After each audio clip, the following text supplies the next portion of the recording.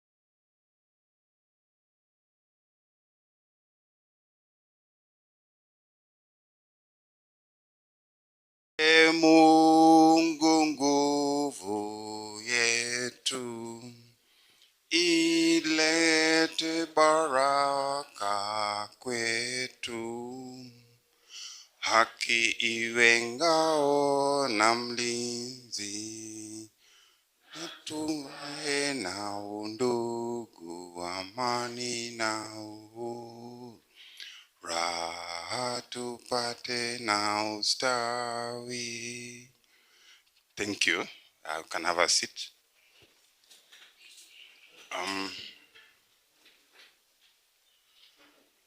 Honorable members from Nairobi region, this is a hybrid meeting, and I know we are having other members online.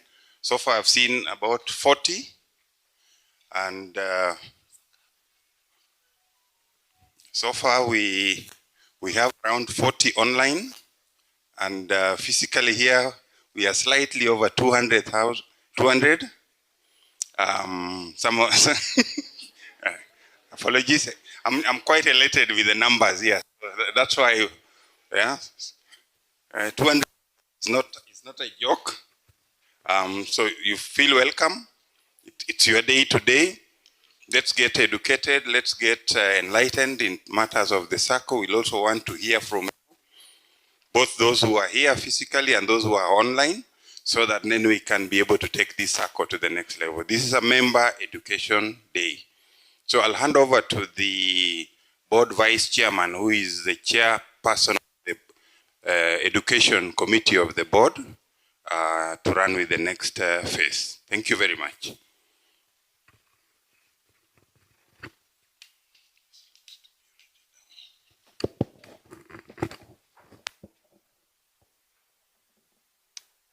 Thank you so much, Bwana CEO. Hamjambo. Good afternoon. Asante. Nice to see very many faces that have come here early. It's usually a delight to meet our members. Karibuni sana, feel welcome. As Bwana CEO has mentioned, my name is Paul Gachara. I serve as the vice chairman of the SACCO and also the chair of the education committee. And I would just like to take this opportunity to welcome all of you to this member education seminar. Karibuni sana, feel welcome. The members of the SACCO are the lifeblood of the SACCO. Without the members, will not be existent as a SACCO. So we really feel glad that you've made time to join us today. I know some of you just, when you heard about this day, you diarized and said that you're not going to do anything but to attend this day. So as you patronize your SACCO, we really feel privileged and honored to serve you. I understand we are online today, so we also like to take this opportunity to welcome those who are joining us online. Karibuni sana. I know you might be anywhere in the country because this is actually open to every member within the country. So we really welcome you. Yeah, so it's an education seminar, education day for our members, and we look so serious. I don't know, is it because it's these are serious matters? Yeah, these are serious matters, eh? Mambo ya SACCO are serious matters, lakini tutasimama kwanza, tuamkeni kwanza. So before we get started, I always like to warm us up because tumetoka lunch, wengine tumetoka kazi, we're not really relaxed kidogo. We're not going to do an exercise, but we're going to play a game. I can see some of us, my seniors, so please join in the game that we're going to play. It's going to be a challenging game kidogo for those who are geography imekuwa imepotea kidogo. But those who are studied geography na bado iko kwa kichwa, it will be easy for you. So this is what we're going to do. We're going to play a game called Country, County, City. Country, county, city. So the people who will answer correctly will sit down. And we'll decide, those who will remain standing at some point, vile watafanya. Aya, sawa. So this game is quite simple. So when I say country, and I'll give you a letter, and you'll give me a country that starts with that letter. For example, simple, A. Country that starts with A. Sasa kila mtu anasema hiyo. Sasa hiyo mmeanguka. Sasa, kama unajua hiyo answer, you raise your hand, give me the answer, then you sit down. Sawa? Aya, for example, A. Yes. America. Is America a country? No. Is there a country called America?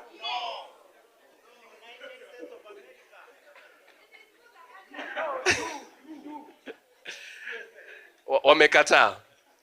Yes. Algeria. So you can sit down. But we were trying, so you can stand up first.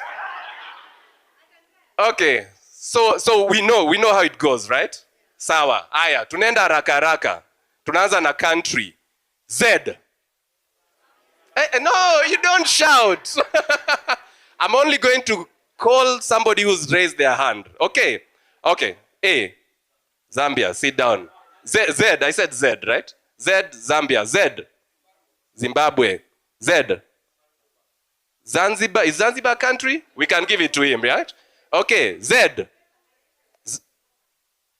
Is Zaire still a country? Okay, yeah, we can give her that. Okay, sawa. Now we go to county. County, right? County. T. Yes. Tana River, yes. Sorry? Turkana, yes. Tharaka Nithi, yes. Sorry? Taita Taveta. The guy in blue. Trans Nzoia, yes. T. Is there another one? Yes. Tennessee? It's a county. We can take that. Tennessee? Okay. Aya. Yeah, Texas. Yeah. Okay. Yes, there's another one. T. Sorry? Tanga. Is Tanga a city or a town? Yeah. Is it a county? Okay, so I'm being told it's a county. Aya, tunaenda haraka haraka sasa. Aya, city. We're going to city. Yeah? No, no, I haven't even asked. I haven't said. City. No, let me give you the letter first. W. Yes. Washington, yes. Well done. City. Is that a city? Yes, Wimbledon. Sorry? Warsaw, yes. City. Wyoming. Wyoming is a state. Is it a city? Yes. It's been said. Washington has been said. Okay, sasa, we are almost done. So when you watabaki, tuta... Aya. Let's go back to country. B. Yes. Brazil. Burundi, Bulgaria, Belgium, Botswana, hii inaenda, Bolivia, Belgium. Belgium has been said. Which one? Burkina Faso. Burundi has been said. Beirut, Buganda. Is Buganda a city? Bulgaria. Okay, sawa. Belgium. Brazil has been said. Aya. Sasa, tuamue wenye bado wamesimama, tufanye nini? Aya, kaeni chini. Asanteni sana. Thank you. I think when you go home, try and think about that game so that next time when you come, tukiuliza maswali, at least you answer. But thank you so much. I don't want to take so much. I would like to give an opportunity to Chairman to give his speech. Karibu, Chairman. Let's give a clap to our Vice. Thank you very much for a very lively session, Bwana Vice. And we are very bright members. And I don't know whether someone was looking at those ones online. They may have been raising their hands. Probably they were also standing. So thank you very much. And I would like to reiterate the welcome that has been given by the CEO and the Vice to all of us for making time to attend this first seminar where we actually are beaming it countrywide, online as well as physical. Lucas, I take it that you introduce your staff. No. Introduction is an education day, so they need to be educated who is handling their affairs. Sindio? Yeah, they need to know who is, please, we need to do that. My apologies for that oversight. I think the staff who are present, apart from those at the registry,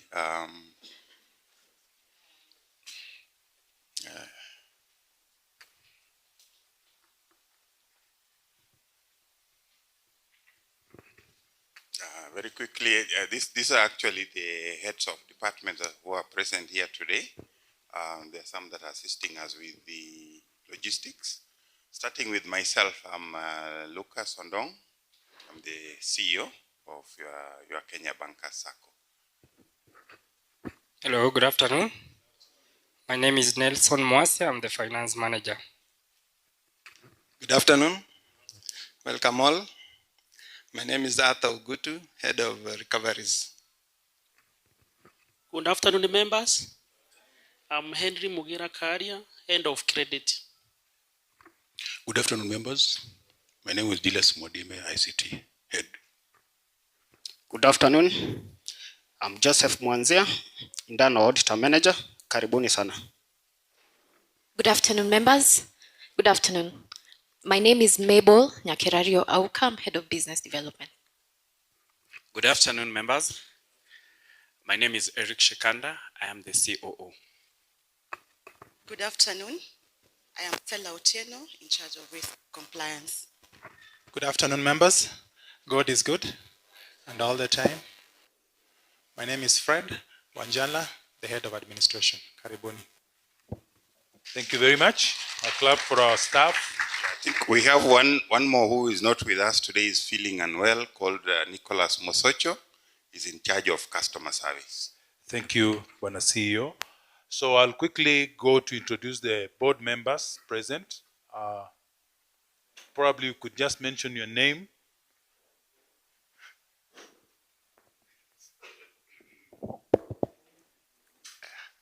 Ladies and gentlemen, good afternoon. My name is George Muhwana Namwoso. I work for Central Bank of Kenya and I'm the treasurer of our society. Good afternoon once again. Yeah, my name is Paul Jaka. I work with NCBA Bank and I serve as the vice chairman. Good afternoon, members. My name is Ahmed Omari. I work with DAB Bank and I'm the Honsek. Karibuni sana. Good afternoon, members. My name is Lois Lele. I work with Access Bank and currently the chair credit committee.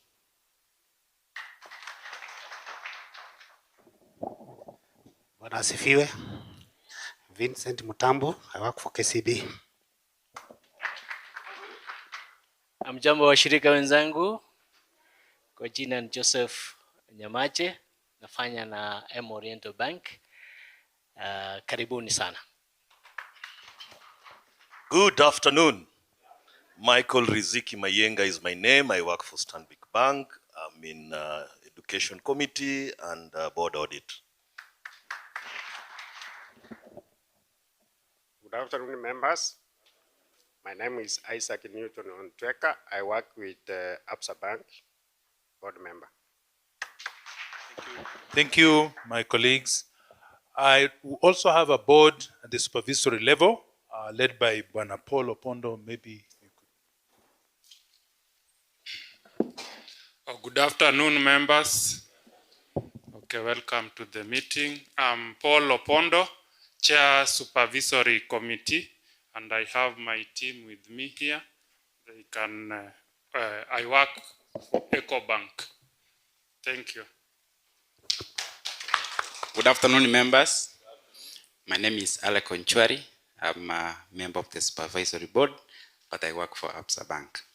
Welcome. Good afternoon, members. Good afternoon. Nice to see all of you. I have noted that it's the older generation that are mostly here. There is something about that. Karibuni sana. My name is Linda Kuto. I work with Bank of Africa. I'm the secretary to the supervisory team. Thank you very much, Supervisory Board. And I must acknowledge what Linda has mentioned, that it's only the older generation that is physically here. I don't know what the tech guys are saying about the fellows are online. How many do we have now? Because we are both, it's hybrid. both online as well as physical. But I need to acknowledge the patronage of the retirees, which has always built this society. And I'd like to request anyone 35 and below who is present physically, if you can raise your hand. 35 and below. Oh, that's nice. That's quite a number. Thank you. So actually, we are well represented in terms of generations. So I'll give remarks on the county officials present. 600. 100. Okay. 100. That is a bit too low. I don't know how you mobilize online access.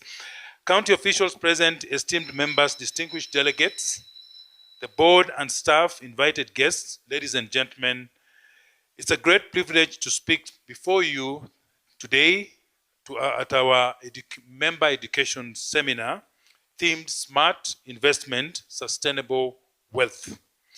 This theme is not just a slogan, it's a clarion call to action, a reflection of our promise, financial freedom begins here. Today, as we commemorate the 50 years of transformative impact since our founding in 1975, we reaffirm our commitment to empowering every member to build a legacy of resilience, prosperity, and sustainable wealth. For 5 decades, the Kenya Bankers DT SACCO has been a beacon of financial empowerment. From a modest group of bankers in 1975, we have grown into a formidable institution with an asset base of 10.28 billion and a loan portfolio of 7.9 billion as of 2024. Our journey has been defined by core values of integrity, innovation, reliability, and agility. These principles have guided us through turbulent economic times and enabled us to deliver innovative financial solutions that transform lives. Our vision to be world-class preferred financial solution provider drives us to push boundaries, and our mission to provide excellent financial solutions that positively impact and empower members and other stakeholders ensures that every step we take is member-centric. These pillars, coupled with our commitment to sustainability, have positioned us as a trusted partner in our financial journey. Ladies and gentlemen, the theme of today's seminar captures the essence of our approach to financial empowerment. Smart investment is about making informed strategic choices, whether saving diligently, borrowing wisely, or investing in opportunities that yield long-term value and sustainable wealth as the outcome. In 2024, despite economic headwinds like GDP slowdown to 4.6% and challenges heightened from the physical demands and newly introduced levies, we achieved a remarkable growth. Membership surged by 15.9% to 35,387. Revenue increased by 9.3 to 1.38 billion, driven by robust loan portfolio, and member deposit rose by 5.5% to 7.6 billion. These milestones reflect our resilience and dedication to creating economic impact beyond traditional banking. By embracing economic social governance, ESG principles, we are fostering sustainable development, ensuring that our growth continues to uplift not just our members, but the wider community. As part of this commitment, in 2024, we proudly celebrate the graduation of 2 students supported through our CSR initiative to TVET-sponsored programs. Today, they are actively contributing to society, embodying the true value of inclusive empowerment.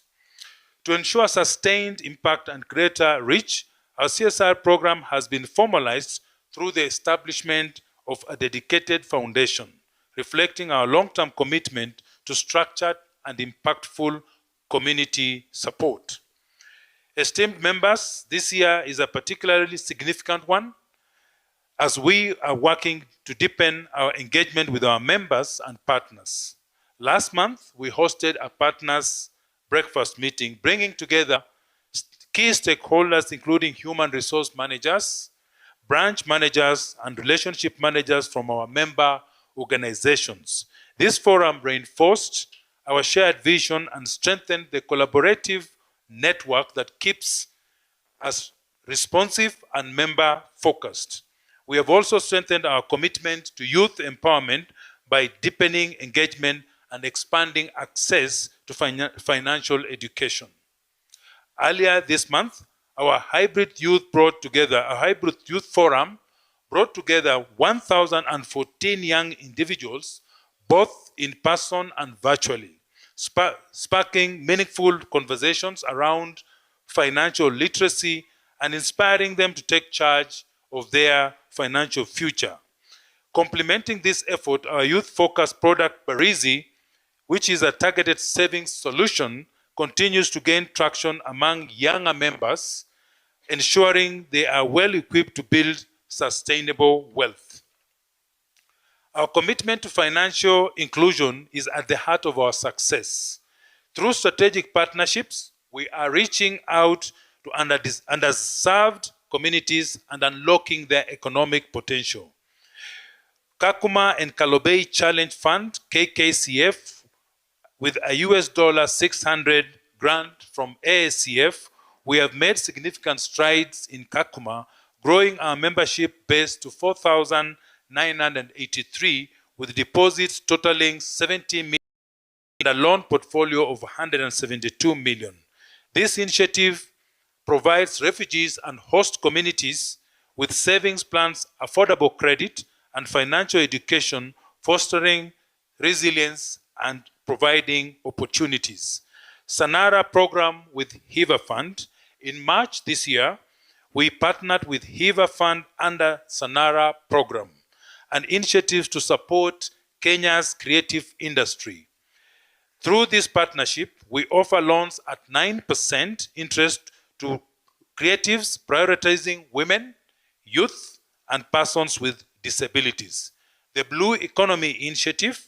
More recently, we have again joined forces with SECF to empower women entrepreneurs in fisheries and aquaculture across the Lake Basin and the coastal region, driving economic growth and gender equity.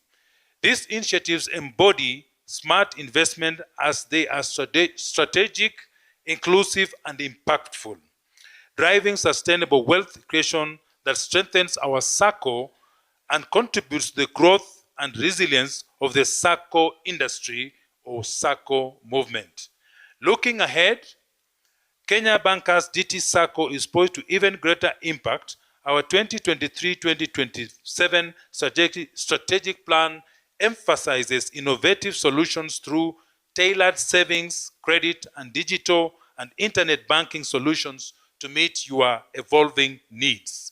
Technology adoption and enhancement of digital channels for seamless access to services.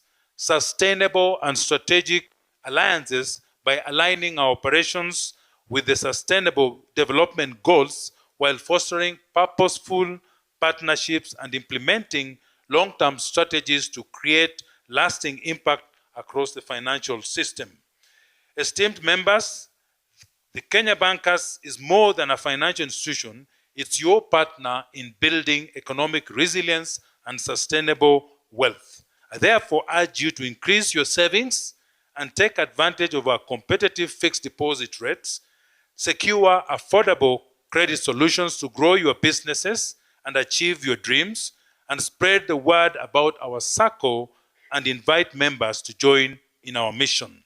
Lastly, stay connected through our platforms, online banking, digital channels, and our website for up-to-date information on our services, and take full advantage of the information available to maximize your financial potential. Let us choose smart investments today to secure sustainable wealth for tomorrow, because financial freedom begins here. As I conclude, I extend my sincere appreciation to you, our members, delegates, partners, and stakeholders for your unwavering trust and loyalty over the past 50 years. Your continued support has shaped us into a symbol of financial empowerment and collective strength. Thank you very much.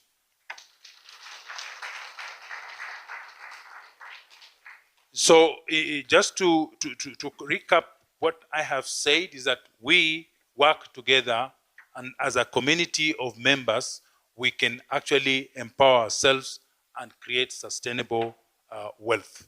And we have a very important guest who will be speaking to us on this matter, and we are actually very privileged to have Professor within amongst us. And that's the job I will leave for the Vice to do the introduction. Thank you, and let's have a very good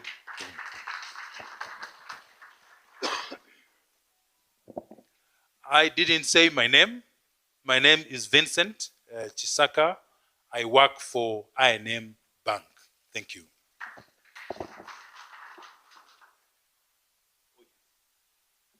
There is also one more very important guest that we have not introduced. Delegates present. I know delegates from Nairobi. Please, if you can just stand so that your members can see you. Our delegates from the Nairobi region. Thank you. Ama mnataka kusema majina. Thank you. Thank you very much. We recognize your presence and we thank you very much.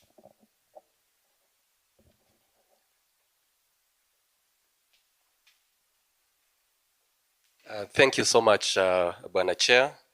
And once again, I would like to appreciate our senior members for always honoring our call to attend our seminars and any other meetings that we call you to attend.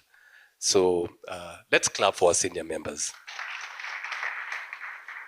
But also, as Chair noted, we do not only have senior members, we do have amongst us the younger generation who have attended this meeting. We also recognize you. We know we had a forum for the younger generation sometime last month, and you turned out in very good numbers, so we really acknowledge you and appreciate you. Let's clap for them. Yeah, so without further ado, I would like to introduce our guest speaker for the day. Our guest speaker for the day is Principal Consultant at Strategic Affluent Analytica, and he has guided numerous institutions through impactful change, empowering them with practical insights, innovative business models, and sustainable financial strategies. He's personally told me that he's got a passion for financial literacy, taking various people through financial literacy, which is a very important life skill that we have to on board in our lives. So please help me in welcoming Professor Nganga Gachara to take us through today's session. Asante. Thank you.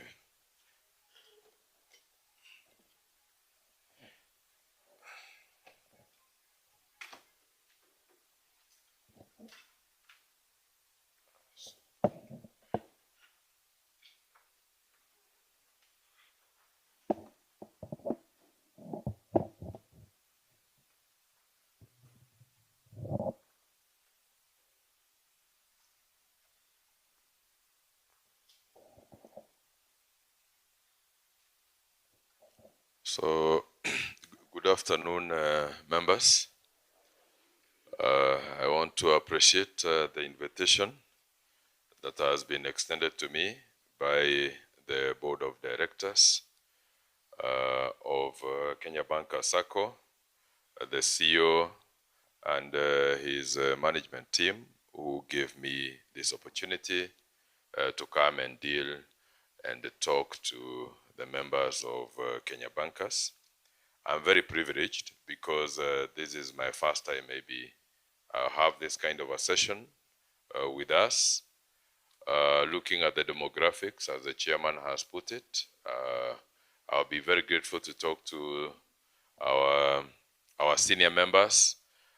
There are also others who are below age 31, 35, and of course everybody is going to find their skills, their know-how in this particular topic. Now, my introduction has been done, so I will not repeat myself, but I also want to recognize the presence of the County Director of Nairobi County, Madam Dorfin Aremo, who is here with us.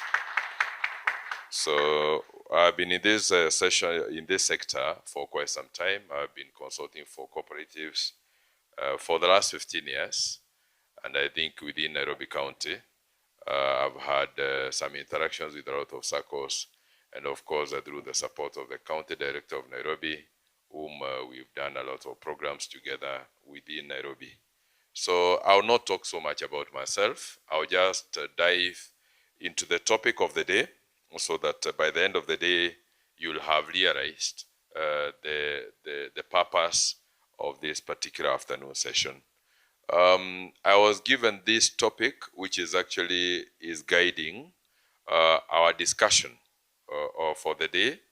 And when I was seated there, I was actually reminding myself that I had gone through Kenya Bankers' work, and I know their value proposition and what they stand for and what they want to give to their members. In the course of my work, I retired quite early in life. I retired when I was 32 years. And so when someone is 35 years, I consider that person to be a very old person, given that retirement is not a functionality of how old one is. Retirement is defined at the level where you've been able to achieve what you are looking for. Like now, for member education, and I think when chairman closes this meeting, there is nobody who will remain here. All of us will go. So for the purpose that you are invited, when it is done, all of us will take off and go to the other things. So I retired quite early in life. And I retired because when I was growing up, I had a very big dream of growing rich because we grew with a lot of poverty in my home. And so our mother used to tell us that we need to work very hard when you go to school so that we can be able to liberate ourselves from poverty. And so she told us that when you go to school, jobs are always there. Now, I believe that the people I'm talking to are the people who are actually in the class with me, and that is why they are rich and they are at Kenya Bankers, because this is where financial freedom begins, isn't it? Yes. But when I got the job, I was told that by the ones who had made it earlier than myself, and unfortunately or fortunately so, they had not succeeded very much in academics. They told me, young man, you are very fluent in English, but you don't have money.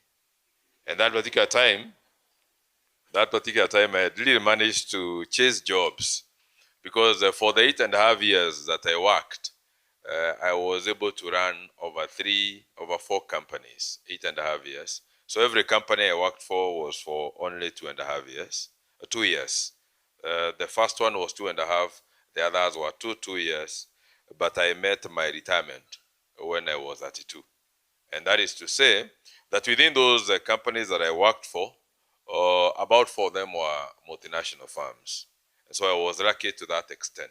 But when I met with some other guys, they told me that I was on gear number 6 in the wrong direction. So I had to change and join them in what they were doing. And I think that is why I'm here, even though I don't look as old, but I'm very old because I'm not young. Yeah, I'm not 35 years. I'm not 35 years. I'm also an adjunct professor in Strathmore Business School. I've got some classes that I'm teach in Nairobi University and USIU. So in the university also, tunafanya kazi huko. But what I do more is on cooperatives. And I think that now everybody will have now to listen as I take you through this. Now, when I looked at this, because this is what I've been invited here to talk, and I've got only 20 minutes to do this. When I looked at this, and of course people can see the other side, I saw an institution that has been in existence for over 50 years. And their vision and focus has actually been to transform people, and not everybody, but those people who wants to be empowered so that they can go to the marginalized areas and for some reason or in one way or the other, eradicate poverty. So I believe that this is what they have managed to do, and they are doing it through affordable and sustainable lending, and I'll be giving you some of the numbers that I was able to go through, not the numbers, but qualitatively the names of the products and services that I believe that they are giving to you that are quite affordable. Some are very lucrative, and that is why you've come here, because you've been consuming these products for the last 50 years. And because you are told that the financial freedom begins here, I'll be telling you who is a financially independent man or woman. Because those guys who made me to retire, they told me they helped me have some different definitions of terms that when I was in the university and I went through the university education, then I went to CASNEB and I did all the 4 units that are taught in CASNEB. Then I went to become a chartered financial analyst in America. I've got quite a number of qualifications that I thought that if I could have pursued that career to the top, maybe I could have become a very good finance manager or investment advisor. But when I met with these guys, they were able to help me understand that the financial security and financial freedom are not one and the same thing. People who have got jobs, and many of them, I meet with them. I'm also a lecturer at Kenya School of Government, where I'm preparing government retirees who are 58 years and above to retire. And those guys that I teach at Kenya School of Government, they usually tell me they have worked for 34 years. But when I'm invited to talk to them, they don't look as if they have been working. They actually look as if they have been desperate over a period of time. So now when I'm training them, much of what I train them, because I'm also a churchman, I also give them a lot of psychological support, and I bring also them closer to God to understand that life also, when you age, you also need to connect yourself with God, not on Saturday that you go to explore the world. You can also go to the church and serve God. And I'll be showing you some of the slides that I'll be giving you here. So some of those guys that I talk when they are very much advanced in age, that you have worked for 34 years, but you have never met with financial freedom, because what you have been swimming in is actually financial security, which is actually chasing a pay slip. Now, in the course of what I've been doing and interactions with the people that I've had, and also in Swarthmore Business School, where I've interacted with some of the people here, even there's a gentleman here whom I met in Swarthmore Business School, and also now in the village where I am most of my time, and the books that I've read, some of them I'll be telling you to go and buy and read. Some of the greatest achievers in career who have got very good pay slips, they are usually very poor. And that is a context why those guys made me to understand that I'm very fluent in English. And of course, I used to go to Bahrain. You know, I could go to London. I could go to Paris anytime to go and just smell the fragrance Yamafuta, because the company that I used to work for could afford to send me there. But those guys were able to open up my brain and tell me that you are going to Bahrain because the company is paying the air ticket for you. If you want to know whether you've got financial freedom, no security, you are supposed to be able to pay for yourself. And most of the times the people who are employed, those are the things that delude them, and they continue to swim in the lake or the ocean or the swimming pool of financial security, forgetting that financial freedom begins here. And I'll be telling you what is financial freedom. People who have got financial freedom, they don't work for money, money works for them. And of course, when Kenya Bankers talks about smart investment, then what they are telling us is that through now what they have gained here, because they are telling us that they are very innovative and quite agile, and I've heard the chairman, has also paraphrased that, they are telling us that they provide excellent financial solutions that positively impacts and empowers members and other stakeholders to actually leverage on what they give, and I'll be able to tell you what they give if you didn't know, because I will also be asking you some fundamental questions about your life. I told you that 5 years is quite an old person. And I heard some people smiling and laughing because they were wondering, how can you be old at 35? But I can also ask someone, how can you say you are not old and you're supposed to live until 60?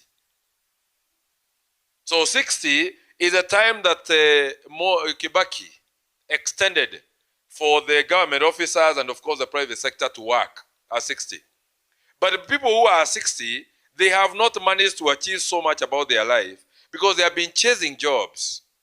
And that is why you find that there are some people who are 60 years, even with this agile environment where innovation and Barizi, I've had something like that, and I'll be mentioning some of the products that are here.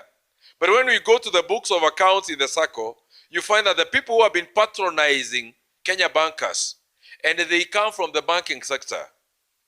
Because majority of the people who are here, they work in the banking sector. And the banking sector is where financial advisors work. And so where financial advisors work, we would expect that through the FOSA and through the investment accounts that this SACCO gives, I would expect to see you a lot there because you are the ones actually who advises people on how to create wealth. So I'll be telling you something that is in line with Kenya bankers, and that Kenya bankers model is actually supposed to give us and enlighten us to have freedom, and that freedom in the financial literacy regimes. Freedom is not received.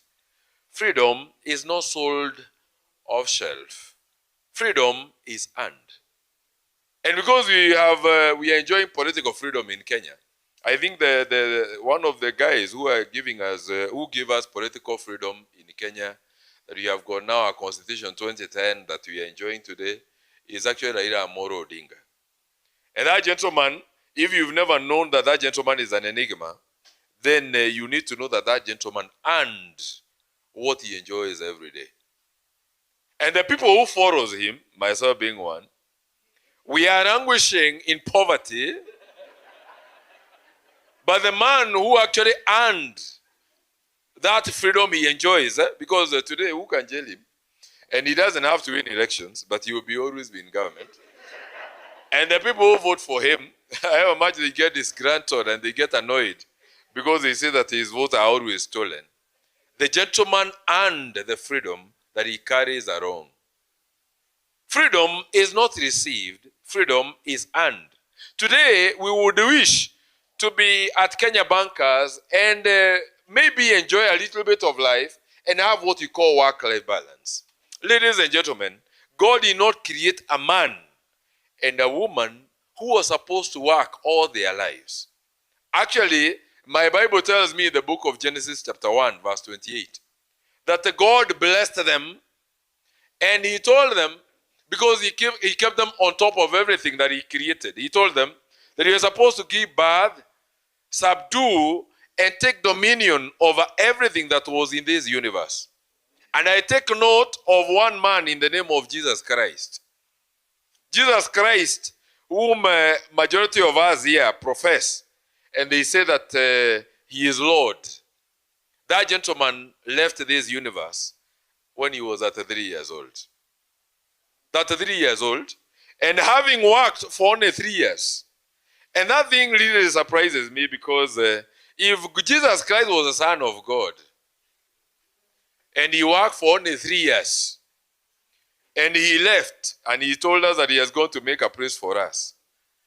And when that place will be ready, is going to come for us. 2024 years ago, AD, after death, and the man has never come. Yet there is another man who has been working for 30 years. Not living for 30 years, they're working for 30 years, and yet they have not achieved what they have been looking for. Work-life balance helps me to understand that when I got my job, I did not get my job to work. I got my job to go and look what I was looking for to help me achieve my personal goals. So when you use a bus, when you use a matatu, when you use your personal car, I can see there are a lot of personal cars that are parked outside here. The people who came with these cars are not inside the car. A job is like a car. It is not a destiny. A job, you are supposed to know that a job, you sit there on transit, the way the Son of God came here, he was on transit. And when he achieved his mission, he left. You cannot be in a car and you are going somewhere. And that car, even when you are boarding a matatu in town and you are coming here, you cannot board a matatu that is going to Machakos. You cannot board matatu that is going to Thika because you get lost. Most of the times, why people get lost in life is that they think that career is equivalent to life. There is a lot that life portends for you. There is a lot that your health needs. Like now, I can see majority of us here are 50 years and above. And we are together in that area. And that is why many people, that is where many people, because of how they get battered by this life. And of course, you know that we are battered economically. You are very good in books, leading, and you find someone is still in school even when they are 40 years and above. And you know you're not supposed to be in school when you're 40 years and above. The people who are supposed to be in school when they are 40, when you are 40, is your children. Because yourself, you are supposed to have organized yourself. You know, I'm talking about financial literacy. What I learned now from the books that I'll be telling you to go and buy, and what I learned from the very best in this country, some of them are deceased, like Jenga Karume. Guys who were able to take me, started 3 graduates, and they were able to challenge my thinking that you cannot be going to school when your children are going to school. And you cannot be able to give birth to your children when you are in school. And you cannot be able to educate your children when you have not thought about their education before you got their mother. Because if you are created in the image and after the likeness of God, then at least you look like God. But the likeness of God is that you're supposed to follow in the footsteps of God. How did you go to get married when you had not thought where their mother would be staying? God created the man on the last day of his creation. He did not create, God did not create man's wife on the 6th day. The wife was created when there was a need for the wife. God is a God of order. And if you want to know whether you live and you resemble God, then you need to ask yourself, how did you get to know that you qualify to get married? Because getting married, getting a job is not a qualification. Not getting a job is also not a qualification. You get married when you are ready to become responsible. Because marriage is a place where we exercise responsibility and commitment. And responsibility demands money. The moment you get married and you are living in a rented unit, and you start giving birth when you're living in a rented unit, and you happen to get a job in the banks in Kenya, not in any other place, where the banks are very good at providing some of these small loans, you know, that you can even get some loans to buy some suits. You know, you can get some loans even to settle down. And you find that a bachelor has got a personal car parked outside someone's property. And finally, the person whom you are parking your car to or in their backyard was not as privileged as yourself. They don't even have that, even intermediate education. But that person was guided because he worked with the godly mind that was resident in their lives. That they foresaw that once upon a time there will come some people in Nairobi who will come looking for education and they want to get a job that is secure. And so they will be sleeping in their own houses in Nairobi. And they take a loan from the bank, and they take some loans from the SACCO to settle down. And because you have got now a subwoofer, a TV, and a carpet that is red or whatever color, but it is podgy, and then you are now seated there, you start now getting deluded, and you start thinking that now you qualify to get married. And you know what happens with the comfort? Even the women who are seated here, and my mother was once there, she passed on many years ago.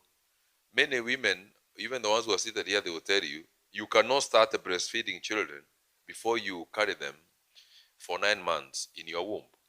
And carrying pregnancy is not a walk in the park. It's not a walk in the park. Even giving birth is also not a walk in the park. When a child comes out, because I'm a dad, it takes a lot of stress and a lot of commitment to bring up. Mamas will sleep for very many days, sleepless nights, to breastfeed a child. No wonder women are usually more stronger than men. Because men are very weak psychologically. We are usually battered by very small things, including COVID. Actually, very many people who are dying out of COVID were men. Women are the ones who are usually stronger because they are actually created and they were given a very serious responsibility that they will be carrying pregnancy and giving birth in pain. And that actually became now the make of women. And women are more stronger because they produce, and production is not easy, ladies and gentlemen. When you start your life in a rented unit, this language or money, you will not understand it. Madam Director will be telling you here. Some of the cooperatives that are doing very well in Nairobi, Kenya Bankers being one of them, there are some that are ahead of you that are not managed and are not patronized by people who can hear the language that I'm talking here. But the people who can hear the language, even if I make it so strong and incorporate some jargons, academic jargons, you people can hear. But if you want to know whether members of Kenya Bankers really understand what is the future for them, then you go to how much they have saved in their SACCO. Because if you go to their share capital of many of the members who have come here, I know that they have got that 1,000 in their share capital. And when they asked, Kenya Bankers, this is where financial freedom begins. And someone is telling you financial freedom begins here. When they are so much indebted with consumerism, because they are borrowed to finance their personal cars, mortgage to do a house to live in, they're educating their children through SACCO loans. And the problem is not educating children or living in a house or driving themselves in a personal car, including your personal mobile phone is much more valuable in terms of value than the share capital. And then, Gizungu unaelewa, lakini menendo yako, you want to make a chapata, but you are buying rice to make chapati. Which chapati can you make with rice? You want to eat ugari, but you are very busy buying wheat flour. Now the question is, how will you make ugari? So we talk and we pronounce words that are quite heavy.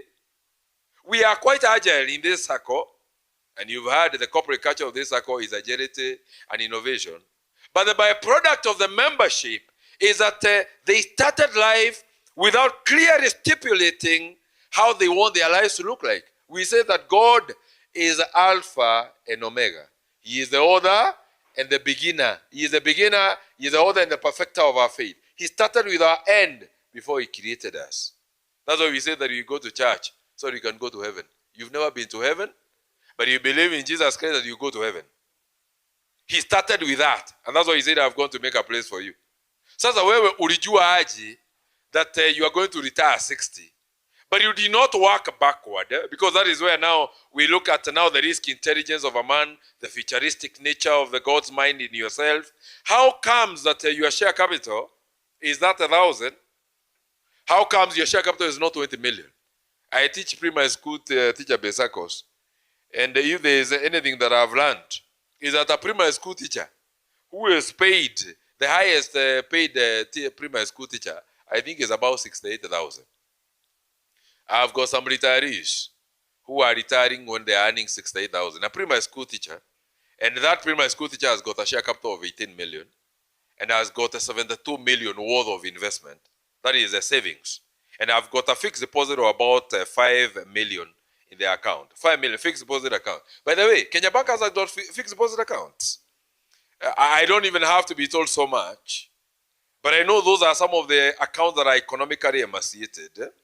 Because we don't have money to save. But someone who have got little money as little, and you see a primary school teacher started earning a salary of 1,200. They will tell you they started saving 20 bob.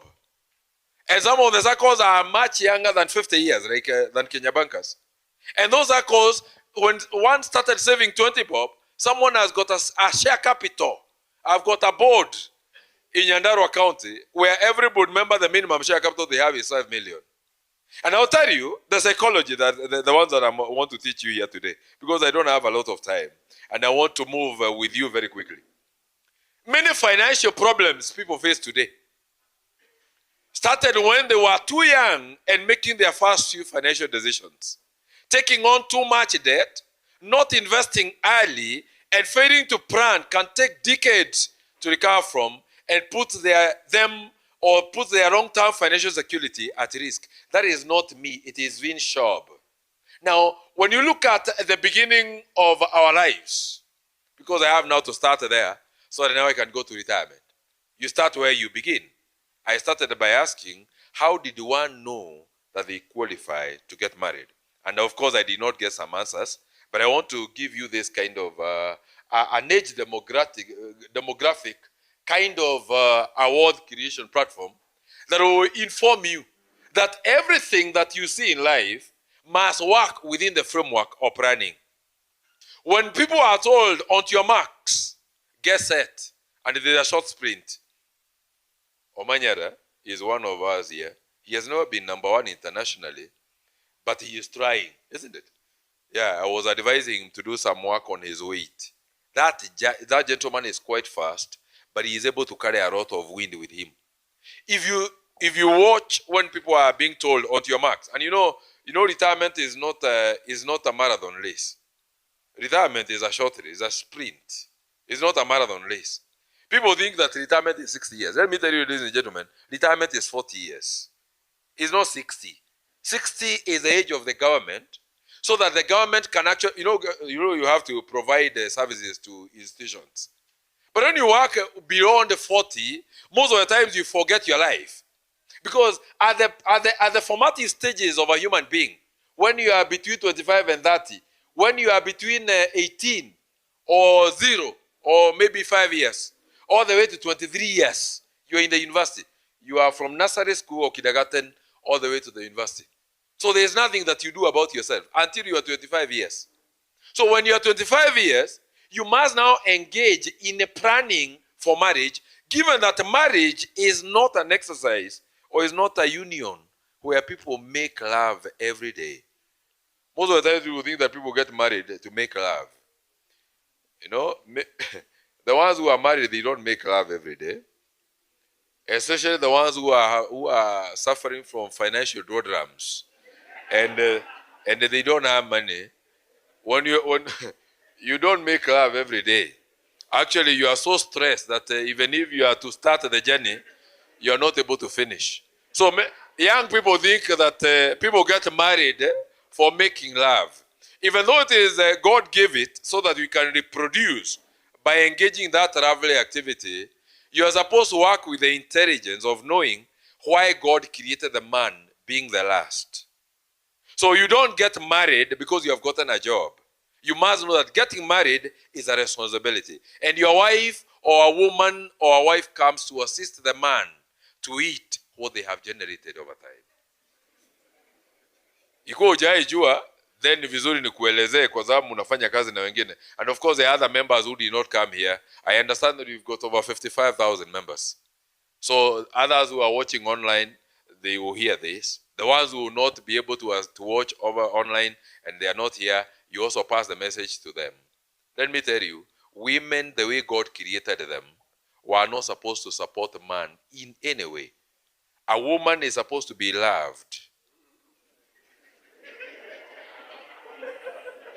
It is not me who said that.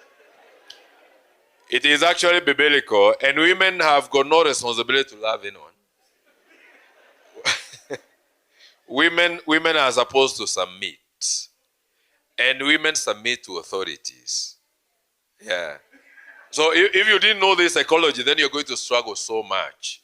And that is why many people who have retired, and they will tell you, if they came to this meeting, they will tell you, once you retire and you've got nothing, you'll be so shocked to realize that your wife has got nothing to cook for you. And that is what I've realized when I'm in the village.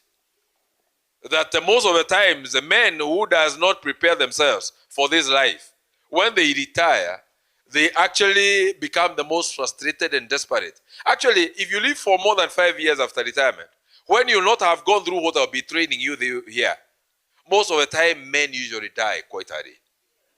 And finally, when a man dies before the wife, your wife becomes more pretty, more beautiful, and actually, you didn't know this, huh? I don't know. And that is how God created women. And women don't get beautiful because of eating. Women get beautiful because of environment. When a woman is not going through stress, and she is living without stress from a man, not from any other source,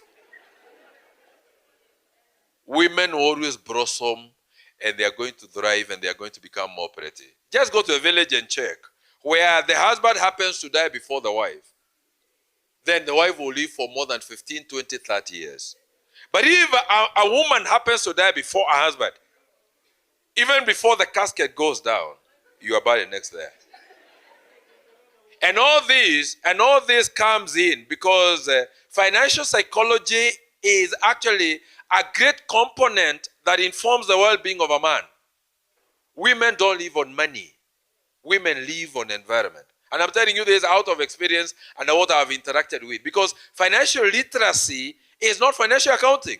Even if you are CPAK, even if you are so much qualified in economics and having a PhD in econometric modeling like myself, let me tell you, you cannot be able to understand the psychology of money, because money is much more understood better by people who did not do very well in school.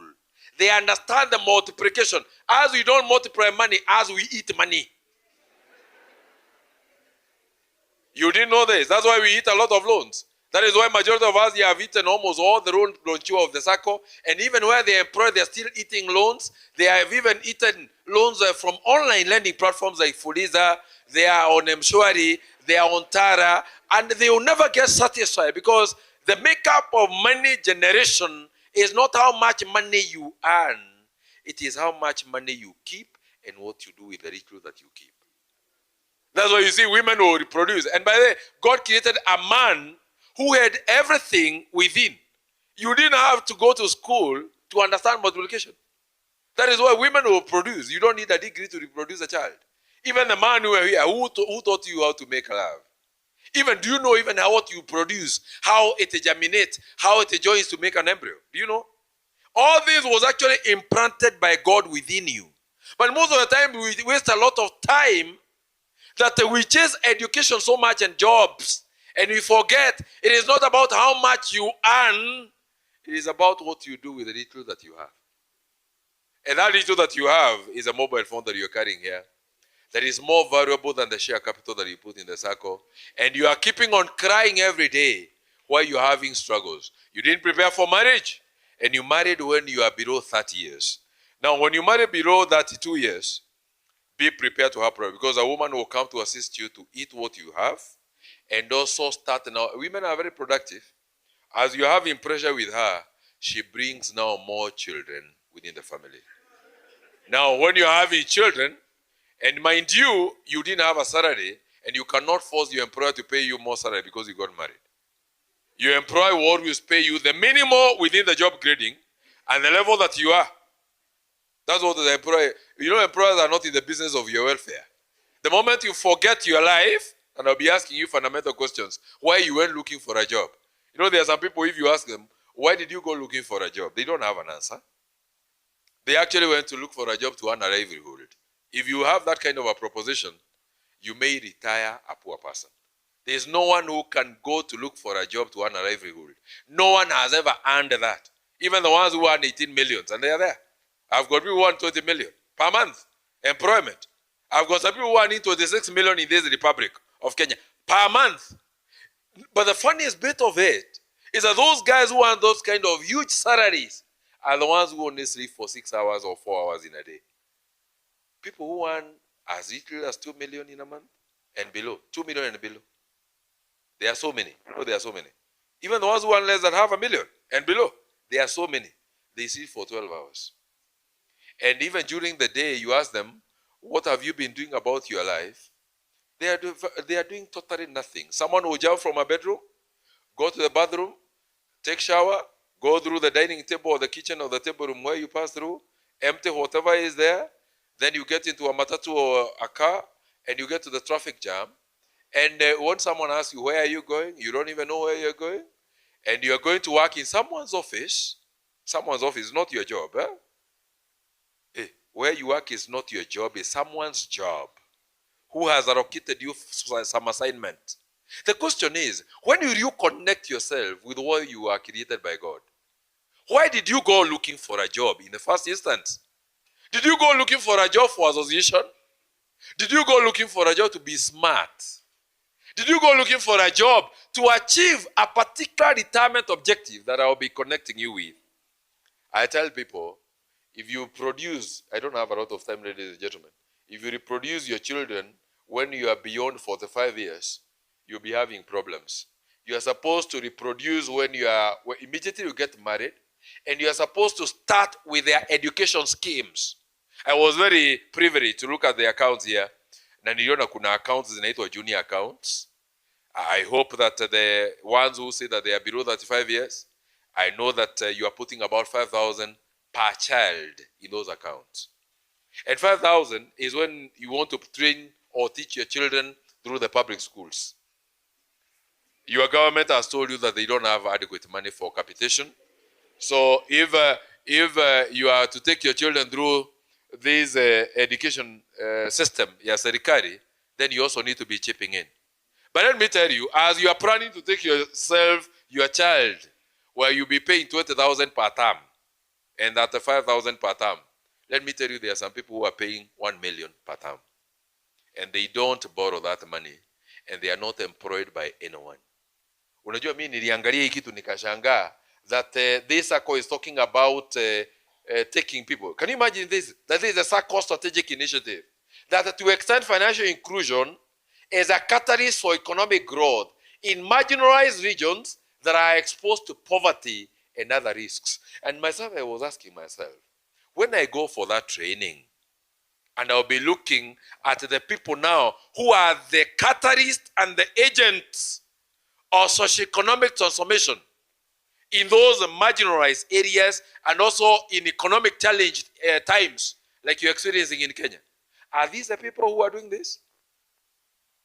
Ama kuna, unajua SACCOs, they are member owned, member controlled and member used. You are the owner of Kenya Bankers and you are the customer number one of Kenya Bankers. So when they were writing these good literature, which is very good, I hope that you are the person who is doing this. You are eradicating poverty in Kenya. I believe that, and of course you cannot eradicate poverty without having a venture. Education for your children, when you are below 45 years, I hope that the education scheme for this SACCO, I believe that you have it at the core. Na mimi nimeona hii. Mtu akifikisha miaka 45, unapaswa kusahau mambo ya kuelimisha watoto. SACCO ichukulie hapo. And that is why they are telling us financial freedom begins where? So that from 45, you can connect yourself with your personal life. Ama utafanya yako siku gani? Mtu akifikisha miaka 45, unajua mimi ni mwanaume. And I'm telling you, ukifikisha miaka 45 na hujaifanya anything about your personal life, and you are still educating your children through SACCO loans and banks loans. Can you imagine? That for you to take your son or daughter to school, you must call the credit manager and talk to the chairman of the credit committee to actually advocate for your school fees to be paid. And I'm not saying that it is wrong because they have got that product. But that product that is in that brochure is not your product. It was your product when you're within the financial ambulance. If you collapse here, and may God forbid, we cannot take you to hospital with a personal car. We are going to ask for an ambulance. And one of the reasons why you will be put in an ambulance is because within an ambulance, there are life support machines. Isn't it? Yes. But have you ever heard of anyone who has been cured through a financial ambulance? So you are taken to the hospital. And when you are resuscitated, you go to the triage consultation room and the doctor deals with your issues. Now, Kenya bankers cannot educate your children from kindergarten to the university. If it is doing so, then yourself, you are actually not even within a financial ambulance. You are in ICU. And ICU is where you are constantly within machines. I don't know whether someone is getting what I'm telling you. Unajua watu wale wanaongea ukweli wakati mwingi hawapendwi sana. Lakini kwa sababu chairman na board yenu mliniita, si ni vizuri niseme, hata ingawa sitaitwa tena, ni vizuri niwaambie, at least mwa mnasema huyu mwanaume alikuwa amekuja utuambie ukweli na tumkamkataa kwa sababu ya ukweli. Hao mama ambao wako hapa wako na watoto. Na hakuna mtu unaona amekuja amebeba mtoto wake kwa mgongo. Ukizaa mtoto unyonyeshe. Afikishe miaka 4, miaka 5, miaka 10 unaendelea kunyonyesha, hata sijui utatoa maziwa wapi. Na unaendelea kubeba kwa mgongo. Huyo mtoto anakuwa ama hakui. That child is not growing, is a dwarf. When the SACCO gives you the privilege of educating your children, doesn't give you that. Because if it continues to educate your children through the primary school, through the high school, through the university, it means that the financial freedom doesn't begin here, it ends here. SACCO iwezi kukupatia loans za kuelimisha watoto. Nazo hizi products ambazo mnasema mnaenda kuempower people, mnaenda kufanya socio-economic transformation. Kwani what do you do with the loans that are there? Mimi niliona hata kuna chama loan na nitaongea mambo yake. Na zingine hapa nimeona mingi sana loans. Kwani watu wale ambao wanakula hizo products, what do they do with that money? You know, I say that if you collapse financial ambulance, an ambulance will take you to the hospital. But when you go to the triage and the doctor realizes that you cannot live without being supported, and you know the support I'm talking about here are the loans, that there is nothing you can do without a loan. Whether it is buying a TV, you have to take a loan. Doing a house to live in, you have to take a loan. Driving a personal car, you have to take a loan. Hey, even marrying, you have to take a loan. And you also tell me that this is a financial freedom starts here. People who have got financial freedom, they are the people who understand the confines that they are able to put aside much more. Am I within time? Yeah. They are supposed to understand that whatever day that they are living, they connect their day with a particular purpose for that tomorrow. Actually, wazungu na watu wale welevu wanasemanga, the tomorrow belongs to the people who prepare for it today. Unajua hata nimeona hapa kwa hii broncho zenu zimeandikwa the Warren Buffett statement that we don't save what remains after spending, but we spend what remains after saving. When I started my job, and this is why I called you here, ladies and gentlemen. When I started my job, I wanted my job to guide me through, to understand that my last third of my life is much more important than my second third of my life. My last third of my life, when it is 61 to 90, and I believe that as God was telling me, take dominion and subdue the universe, what God was telling me is that I was supposed to be a small God here in this universe. And to be a small God, when we pray, our Lord's Prayer, we say, let thy kingdom come. And the kingdom of God, the way it is actually classified, described in the Bible, is that God is not a poor man. So I want to take care of my last third. And my last third is very good because I'll not be having children who are looking up to me. I'll only be with myself and my wife. And myself and my wife, we cannot live in Kenya. What will you be doing in Kenya? And you are supposed to take dominion. Oh, dominion is Kenya.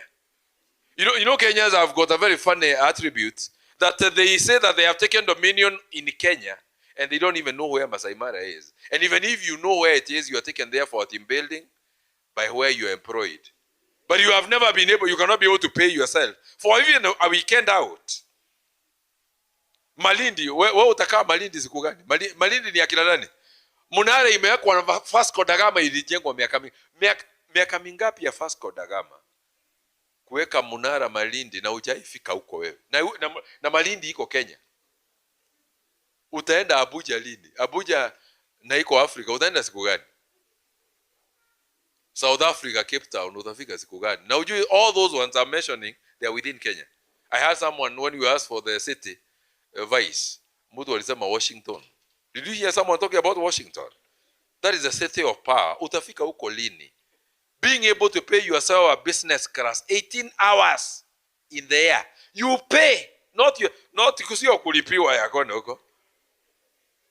Taking dominion is actually structured in a way that you're able to see yourself, and you started before you married, and you started working for your 61, and the features that will be characterizing that retirement, because most of the times, people become very sickly.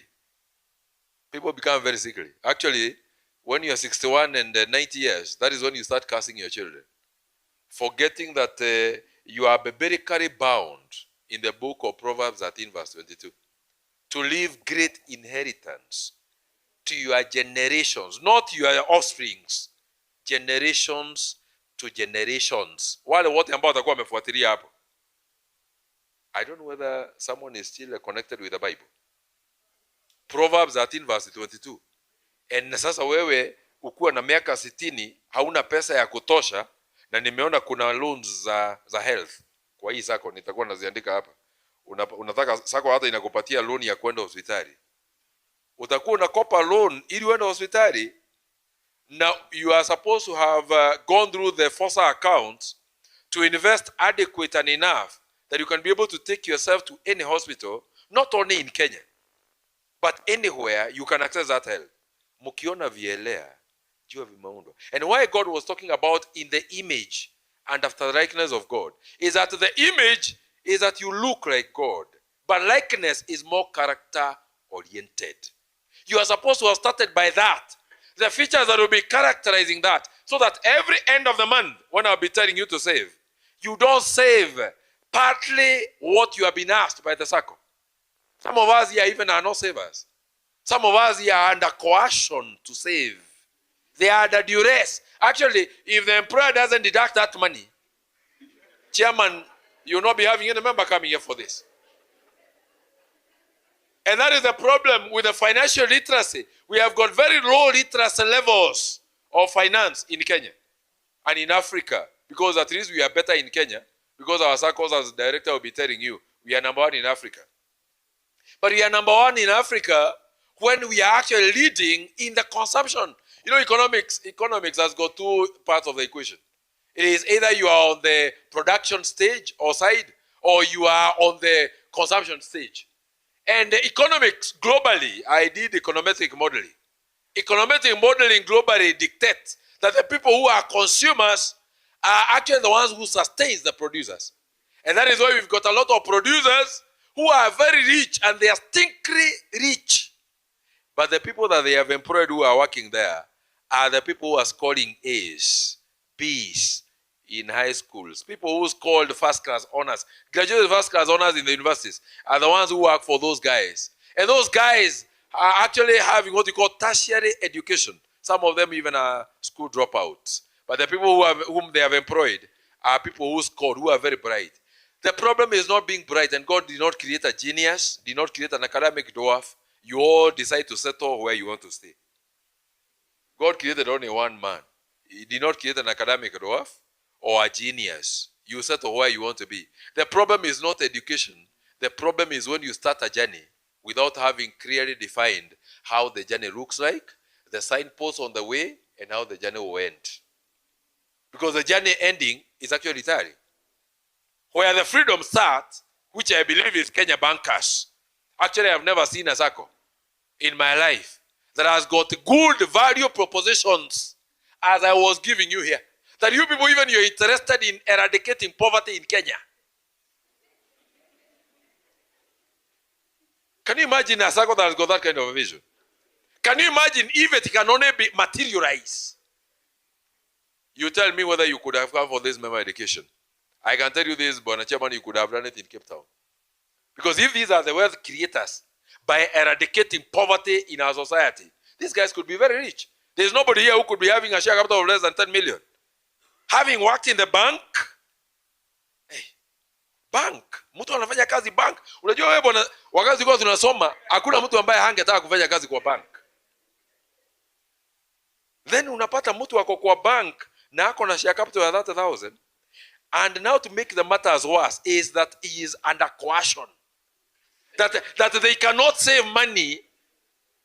Unajua mimi kwa sasa nishangaa sana. When the chairman called the CEO, na akamwambia introduce managers here. I was seated there. I consult in the movement. And I know how these things are structured. Then I heard one of the managers saying that the debt collector. I don't know whether hiyo kichwa yangu ilikuja vizuri. Debt collector. Wajua hiyo kitu wakati nisikia debt collector, I started asking myself whether I'm in the right place. Because it means that there are debts that are not paid. And this is where financial freedom starts. This is where financial freedom begins. That is only to tell you that the majority of the people who are within this value chain are consumers. And consumers don't care about what they produce. Those are the people I was saying, they wake up in the morning without a purpose. They have got no clear definition of how their lives will look like when they are 60 years. And if you cannot start by mastering yourself, if you are only mastering others because you are HOD in a particular department, maybe at all about the retirees and they are here, maybe they were heads of department somewhere, and you cough and people listen. Let me tell you, it is good for you to cough and people listen, but the true power resides when you're in control of your life. And you can say how your tomorrow will look like. My mother was not as educated, but our dad was very educated.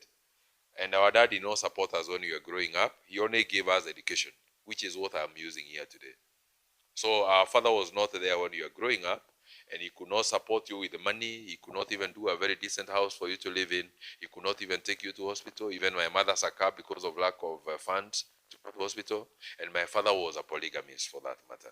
So he had, and also a lot of concubines. He had a lot of children.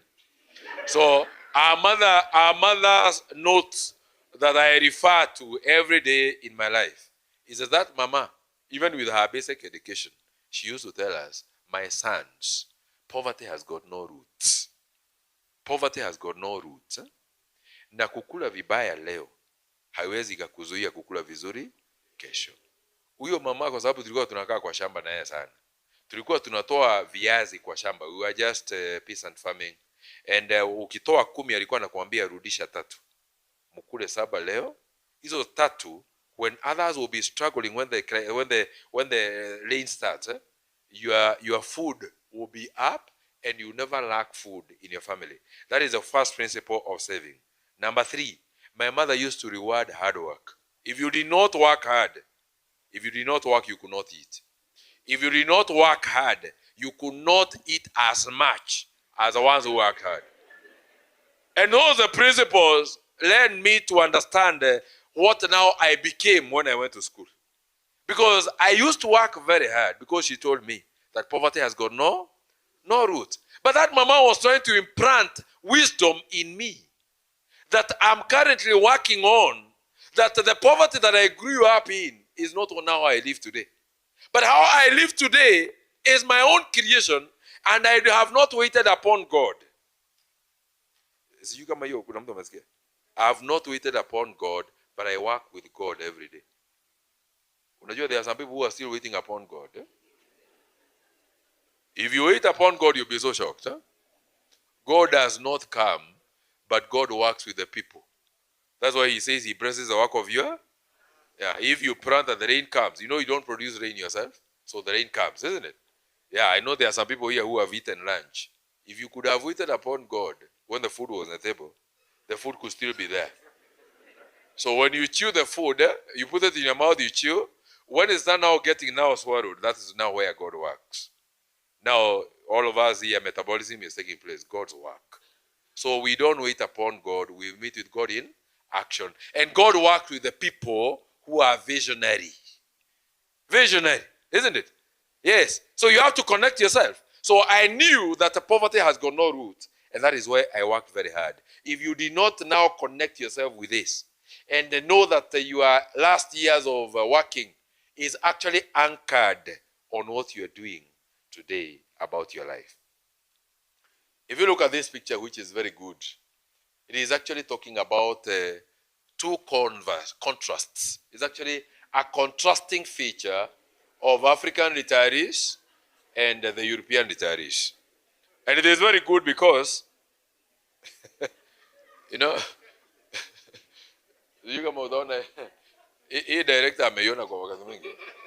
now, this one is actually talking about how Africans retire in front of me. Because if you're 40 years and above, then if you don't do anything about now what I'll be telling you, there is a very high possibility that you might retire to the village and you'll be looking like this.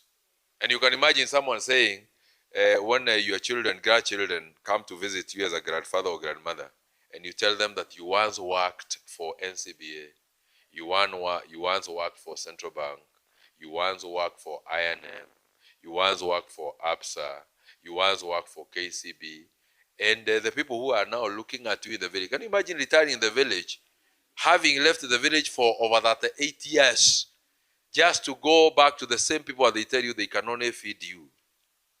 Because where freedom starts is only that 1,000 that will be there, and you'll be having a lot of loans, so you'll be a mortgage.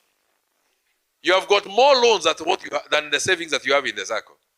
And you go to the village now, and the only thing that you'll be full of is how Moi ruled this country, how Kibaki became now the president, how Uhuru ruled, how Ruto is ruling, and how things are becoming terrible with the new Gen Zs. So you'll be full of stories, but nothing tangible to show of it. If you go to Mombasa today, the white women and the white men, they are enjoying the heritage of Africa. If you go to Masai Mara, they are always going there. They enjoy the heritage. If you go to the best hotels here, all the hotels that are surrounding here, rarely will you find a black man there. And if you find any, ni wale watu ambao hawakusoma sana wameajiri wale ambao wamesoma sana. Na wale wamesoma sana wanaamukanga kuwafanyia kazi.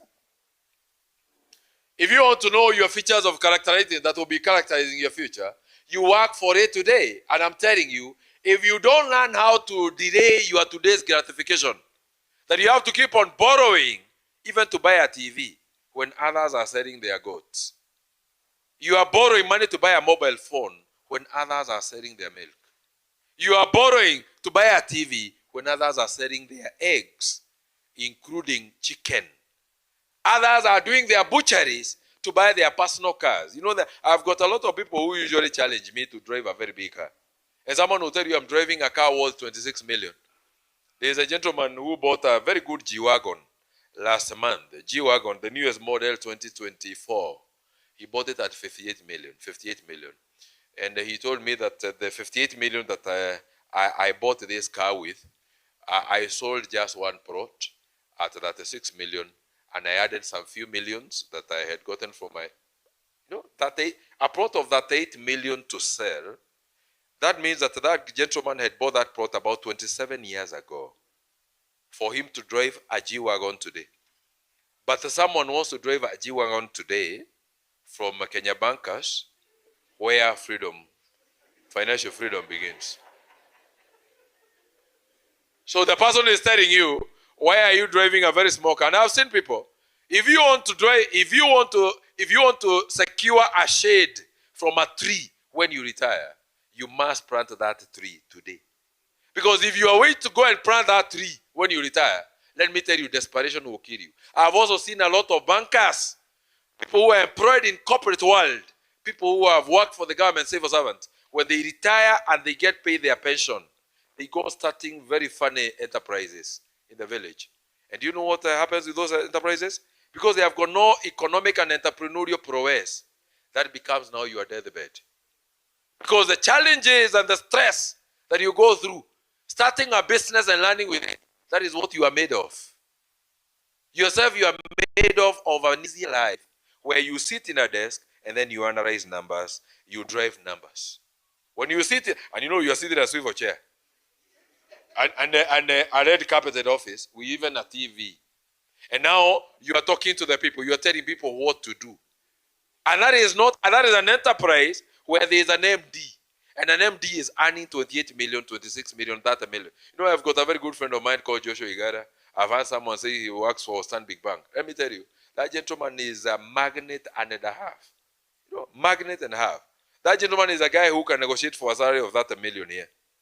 30 million. And someone who doesn't even have a very deep voice like myself, my personal friend. He will negotiate and he will tell the owners or the investors in the bank, I need to be paid a salary of 24 million every end of the month, and this is what I'll be bringing. Then when he say he negotiates for that, he will be given that money. But the people he is going to sit on, the people whom he is going to sit on to generate those numbers, is now one of them who is here. And now when you are so stressed, he was a CEO of KCB. When he was at KCB, we used to meet most of the times at Strathmore Business School and also Mwangi of Equity. Yeah?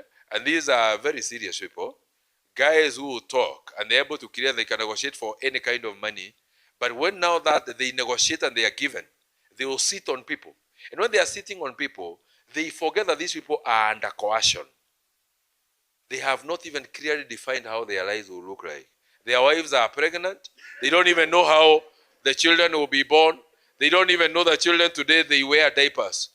And depending on the number, how well a child is fed, they can use as many diapers as they can. One bag of diapers is 1,800. The cheapest you can get in this market, 1,800 for 3 days. 1,800. And you are saving here less than 10,000 in a month. Less than 10,000 in a month, and it is actually not for you by your own volition, under duress. Saving 120,000 in a year. A banker, 120,000 in a year, and you walk straight. 120,000. Even a mobile phone of 120,000. How much is this? What kind of a mobile phone is that? 120,000 in a year. 10 years, 1.2 million. 10 years, 1.2 million. 20 years, 2.4 million. Which car can you even buy? Do you even have any car that is of any value of 2.4 million?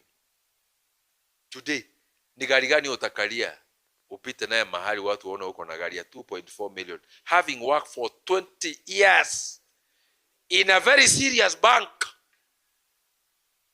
where prestige and ambience is out of the day. To the extent that we are employing debt collectors in this. Because people are not only borrowing money from Kenya bankers, even where they work, they have over-borrowed. And they have also eaten these telecom loans. You know, from telecom companies and these Fulizas and those are funny things like Zenkas, you know, Kolo, Sijui Zenkas. So, but the problem of humankind is not money. The thirst of money will not be quenched by looking for jobs. It can only be quenched by generating. And I thought that I'm in the best platform here today, that you people, you're in the business of socioeconomic transformation of the communities, providing solutions in the communities. So when you save 10,000, are you all the 10,000? And mind you, 10,000 I can even forgive a Gen Z. A Gen Z is saving 10,000. But someone who is 45 years is supposed to be saving 50,000. Actually, the minimum of 45,000, a 45-year-old man or woman is supposed to be putting in this SACCO is 100,000 every end of the month. You're asking me where the money will come from? It will come through the FOSA. Why do we have got a SACCO like Kenya Bankers that has got a FOSA? What is the work of FOSA? FOSA is not a BOSA. Back office is where you are loaned on the strength of the money that you are put here. But FOSA, you're supposed to be appraised. You're supposed to be analyzed. Your loans are supposed to be administered on the strength of what you produce with the loans that you borrow. Si mnafanya kazi bank. Kwani bank ni akina nani wanasave pesa kwa bank? Equity year 2003 is when they rebranded to Equity Bank. And to Equity today, as we are talking, the loan book is standing at 1.6 trillion. 1.6 trillion. Equity Bank loan book, and even NCB I've had here, even Cooperative Bank, even KCB. The loan book is bigger than all SACCOs put together in one basket. One bank loan book is bigger. Hao watu wanakuanga wamesave pesa kutoka wapi? Banks kule mnafanya kazi, watu wana savingi pesa huko kwa. Ushaisikia watu wakiambiwa save pesa? You borrow money and you are charged 24. You are charged 28%, 26% in the banking sector. And people pay. And there are no debt corrections. And some of the managers who have come here, they are relationship managers in those banks. And they know how they manage relationships. Actually, they are the ones who initiate restructuring and rescheduling of loans for the customers who borrow money from them. And you try to stop anyone from borrowing money from the banking sector, they will not accept. You know why? At the banking sector, it is not on the strength of how much money you have. It's on the strength of how much the business can generate. And you're given a loan. Sasa nyinyi na nyinyi mukikuja hapa kwenu. And this is where financial freedom. By the way, did you know that your home is Kenya Bank SACCO? Did you know this? Have you ever gotten someone to tell you this? Your home is Kenya Bank SACCO. Where else you work is not your home. And actually you are on transit there. This is where you belong. And this is where your financial freedom begins. I don't know whether I'm talking so much truth that I can be expelled. Where else you work is not your place. You are on transit there. And you are not needed, by the way. Just go and try to resign tomorrow. And even before you leave the office, another person will have replaced your desk. Dinakwanga hivyo. Where I belong is not the company's where I work. I'll never be deluded. It will never become yours. You know, there are some two gentlemen. Uhuru Kenyatta ananishangazanga sana vijana wake. And of course, you know he has got two sons. Do you know the two sons of Uhuru Kenyatta? Yeah, I think there is one of the banks that I've had here that they are the shareholders. I don't know that the majority or the own. I don't know what it means. But what I know is that the two sons of Uhuru Kenyatta who have acquired education in America, they don't work in any institution, but go to look for them, you can only find them in the farms. They are very busy doing horticulture farming. And they are doing horticulture farming when the founding father of this nation was their grandfather. When the most immediate former president is their dad.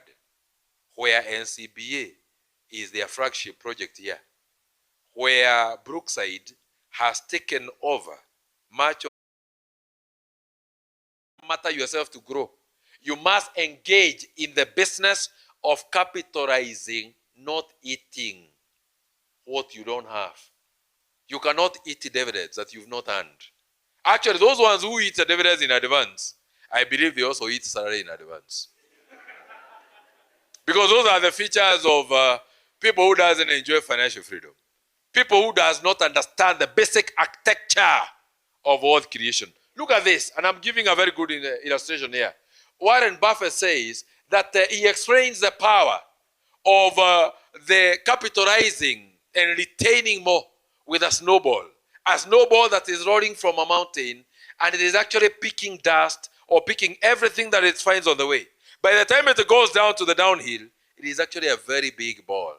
If you are paid dividends of 10,000 and you retain it, when the dividends will be computed this year, it will not be on the base of what was computed last year.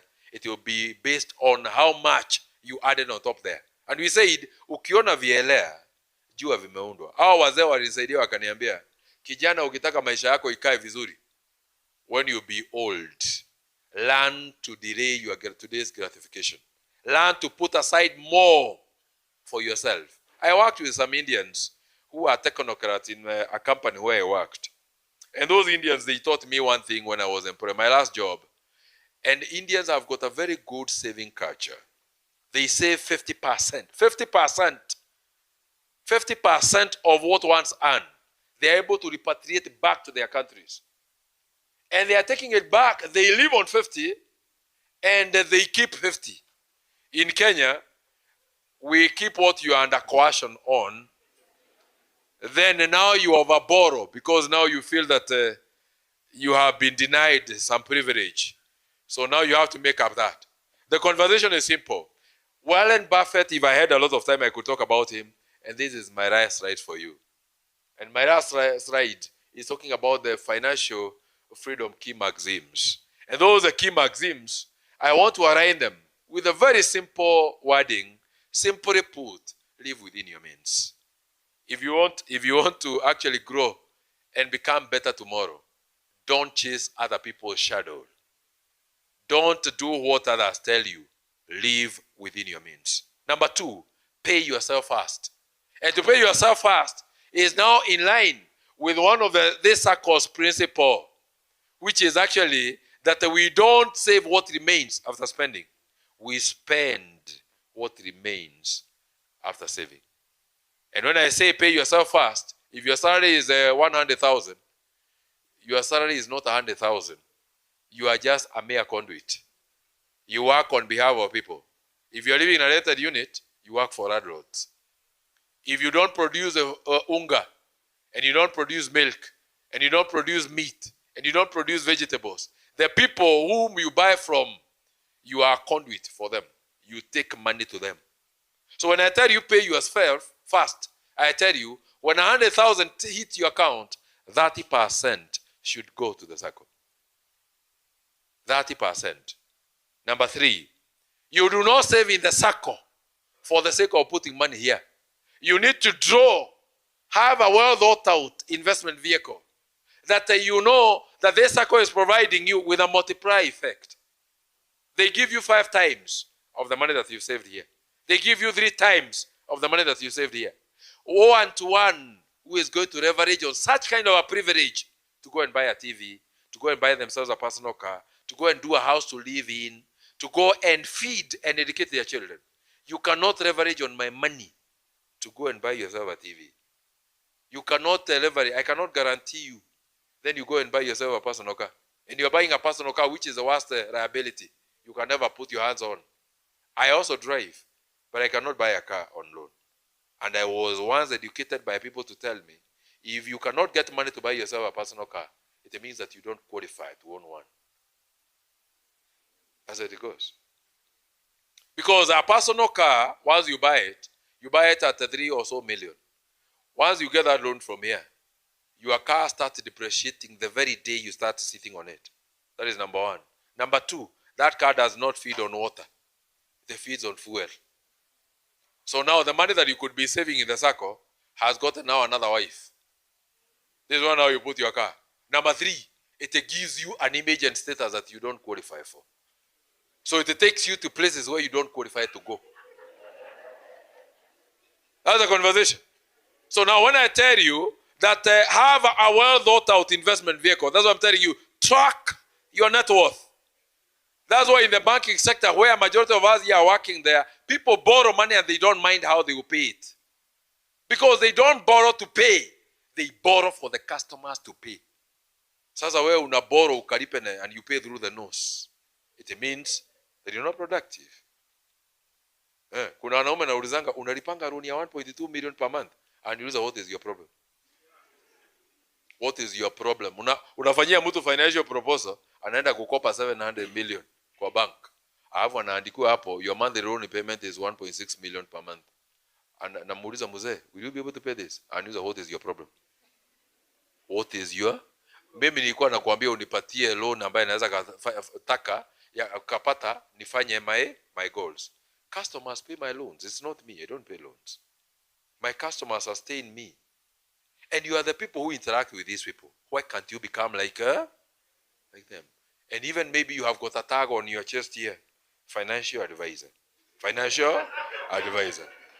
The last point here, is that you need to consider your retirement early enough and you start working on it. Retirement or sweet retirement.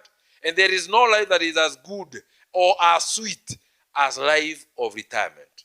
Because you don't have children, you don't have responsibilities. Start working on that. That's why on the right side I'm telling you here, someone will sit on a shade of that tree because it was planted by someone many years ago. Now, this gentleman in America, Dr. Martin Luther King Jr., before he was assassinated, he once said that if you cannot fly, you learn. If you cannot learn, you walk. If you cannot walk, you crawl. But in wherever and in whatever you do, always make sure that you're making a progress. This business of saving, ladies and gentlemen, is not easy. It is not for the weak. It is not for the people who have got very high appetite for living today.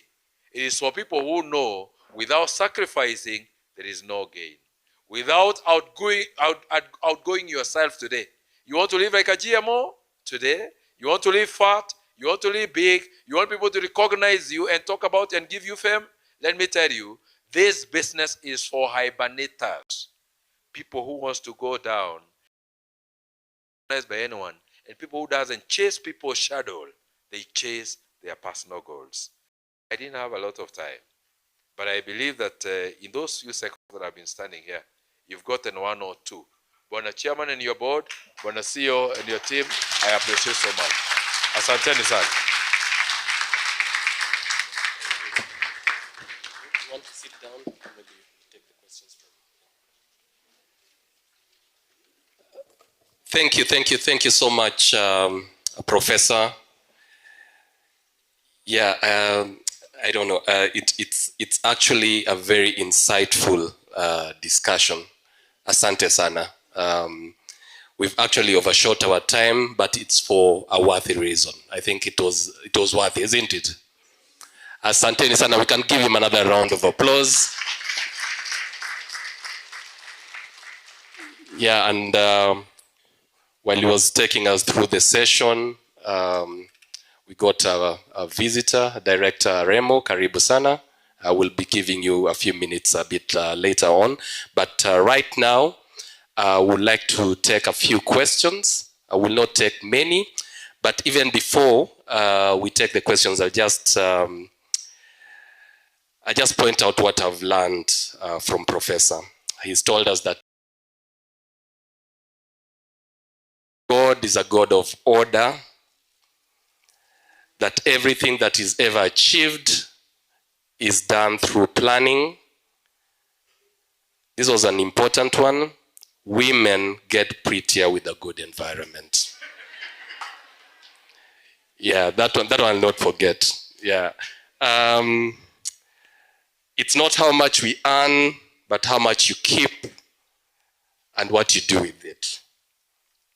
You cannot be cured in a financial ambulance. I don't know how many of us are in that ambulance and they're looking for treatment. You cannot be cured. Tomorrow belongs to those who prepare for it today, and poverty has no roots. Thank you so much, Professor. Yeah, I think what we'll do, will take, because of time, in the interest of time, we'll take only 5 questions. And I would like to give an opportunity, if we have any questions also online, maybe we can take 1 or 2 online. But if you have a question, please raise your hand and the mic will be given to you. Oh, I can see a hand there. I can see another hand behind there. 1 here. So I have 3 so far. If we have anything online, please let me know. Go ahead. Thank you, Prof, for that presentation. I only have a question. You talked about the last third of life. What is your advice for someone who is in that third life of life and they feel like they've missed somewhere? Thank you. Okay, and maybe just one further clarification is we will take questions directed to Professor first, then we'll move over to another session, then we'll take SACCO related questions later. Okay. Now, that's a good question. I say that we prepare for the last third, which is 61 to 90. There are some people even who go to 100, 120, but those are the days of grace. But 61 to 90, you can get there, and you get there when you have a lot of energy. If you did a lot before you go to 60, or no, before you go to 46. But the ones who have found themselves there, and they had not prepared quite well, all is not lost. You only need to associate yourself with the people who can advise you on the small economic activities that you can do with yourself. If I had a lot of time, there was a slide I could have shown you that you need to take care of your environment, and the environment is actually the people that you hang around with. What I've seen with mamas, they are also blessed in another nature that women are able to connect with in the society very well. And women have got another level of discipline that if they commit to something, they're able to achieve it. Wazee who are here most of the times, kuweka ng'ombe kwako nyumbani, unaona ni kazi kidogo sana. Kuweka kuku kwako nyumbani, unaona ni kazi kidogo sana. Kununua pump ya maji, alafu upande mboga, ambazo watu wanaweza kavuna pale wanapeleka kwa soko. People wants to eat. If you go alongside the roads, people are buying tomatoes on the roads. People are buying vegetables. So there is quite a lot that one can be able to do, so long as you don't despise what is available at that particular stage.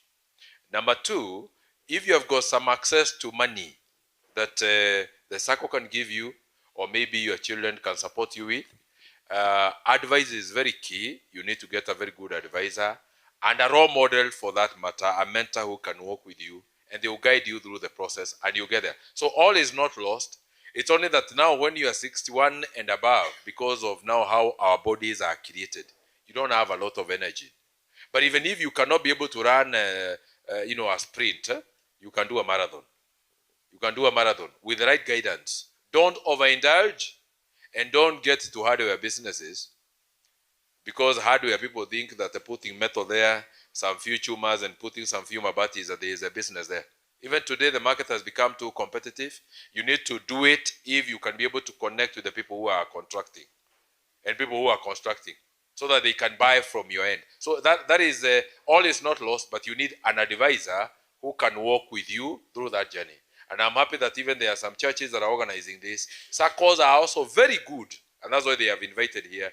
You can also talk to your chairman here and the board and the CEO to organize a crash for the people who are retired.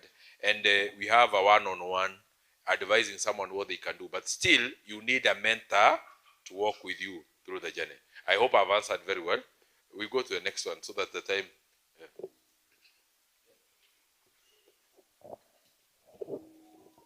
Thank you, Professor, for your insights.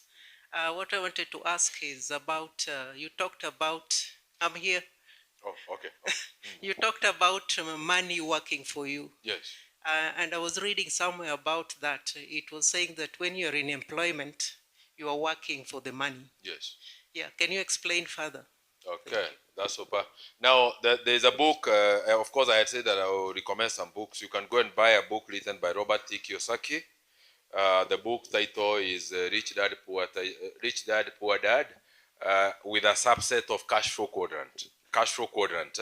Now, in the cash flow quadrant, you go and buy that, and the 18th series, why A students work for C students, and why B students work for the government. Those two books are very key.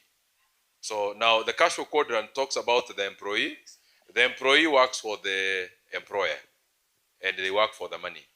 They are supposed to graduate to become self-employed. Self-employed is like now what I was doing here. I'm here standing. If I don't stand, I cannot be paid. So I'm self-employed here. The way doctors, the engineers, the contractors, what they do, then you graduate yourself now to become now a big business person, where you have got a retail, you've got this kind of a property, you have got a hotel, where you have employed people who you are manifesting their time to generate money for you. So now, in the context that people are working on your behalf, not like now the way I was teaching here, guys are working for you. So that way, you are manifesting people's time and money is working for you. The last slide, because it's cash flow quadrant, there's a quadrant. Number 4 is investment. And investment number 1 is Kenya Bankers here, where freedom begins. Share capital account, fixed deposit account, the non-withdrawable deposit account. Those accounts I have got, and I think Madam Director will be telling you here, that we've got some savers who are able to earn 14 million every end of the year. One payout by the SACCO at the end of the year. And of course, I know you know that if it is 14 million, it is over and above 1 million per month. Niko na walimu ambao wako na mshahara 87,000, wengine 67,000, na huyo mwalimu anatoa 1.2 million. 1.2 million from the SACCO. So you see now that is now another context where money is working for you.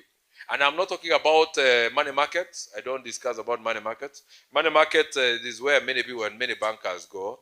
But the interest rate is not as lucrative. Number two, the tax rate, the withholding tax rate is much higher compared now to the cooperatives. Cooperatives are given a privilege. So in this conversation of this meeting is about where financial freedom begins. Then you also have got your own properties where tenants are paying for you. You have got some farms where goats produce twice in a year. One goat gives birth twice. Hence, when they are laying eggs, they are laying eggs when you're and you're in the office. I've never seen a man assisting a hen to lay an egg. They are just producing chicks. In that conversation, these are platforms where you can leverage by the rules that you're given here, and money is working for you. And actually, you give pay bills, ladies and gentlemen. You give pay bill, the account number for the SACCO, so that the proceeds from your tomatoes, the proceeds from your eggs, the sale of eggs. If our current president is doing eggs, over 320,000 eggs in a day, 5,000 hatching, 5,000 chicks in a day, producing tonnage of tomatoes every day. Who are we? Not work. And once that production is coming in, it should see the light of the day or the FOSA account, so that you can also access loans to the tune of 70 million. Mi niko na wakulima ambao wamepatwa na SACCOs kule Mount Kenya region, na ni wakulima na wanakopa 70 million from SACCO, 60 million, 80 million, na unapatiwa na 12% or 14% on a reducing balance method, which is actually less than 10%. Sorry, napeana maneno mingi. Oh, ni huyu anaambua ondoe gari yake hapa. Car una KBQ, please attend to your car. KBQ 941M. Go and attend to your car. So I think I've given several scenarios within the cash flow quadrant, which is a book written by Robert Kiyosaki. And Robert Kiyosaki has written a lot of books. A lot of books. Go and buy those books. There's also The Richest Man in Babylon. That book is written by a gentleman called George Clason. Go and buy that book. It will also be able to give you some insights on the same. Donald Trump is a stinkingly rich billionaire, and you know him. He has also written books in financial literacy. Jenga Karume, one of our own, from charcoal dust to gold. The book is still in the market even though he is deceased. Make yourself a better leader, not a TikToker. You know, kila wakati kuangalia simu na WhatsApp, na Instagram, na Facebook, all those things. Read books. They impart a lot of strength to you. The last question now, and that's the last. Yeah. There's a question behind there? Okay, maybe if it's not ready. Do we have some questions online? Okay, you can go ahead. Okay, I want to ask a question, Prof. There's a way. I know somebody who was an engineer, and he had gone so well, but now at 50, 55, he has started going down with loans. Now, what can you say about that person? Because he had really prospered. Okay, thank you. I think I can only be able to advise that man. You know what happens most of the times because of loans.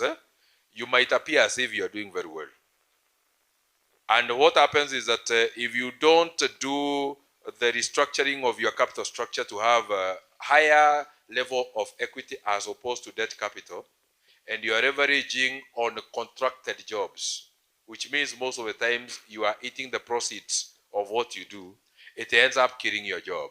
And that is why we say we not only want to leverage on the core business activity that we do, we also need to have investments. And that's why I'm advocating that we put money in the SACCO. Because this work, the CEO who stood here with the managers who are here, their business is to multiply your money.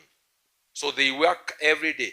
As you get your money from the dairy farming, from the engineering, from the school that you have, from the matatu that you have, put a little bit of it. Because when the business goes down, and you know what is happening in Kenya today, there is no one business that is so much assured of tomorrow.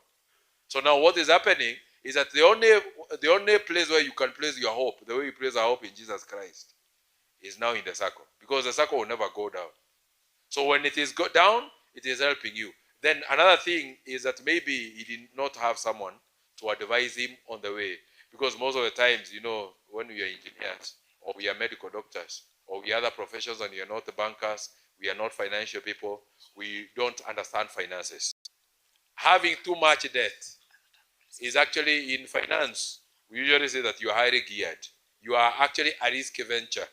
That's why I spoke about someone who is just a mortgaged human being. And I also spoke about the GMOs, genetically modified organism. You are too big because of loans. In the event you are pierced, you become like a unbroted.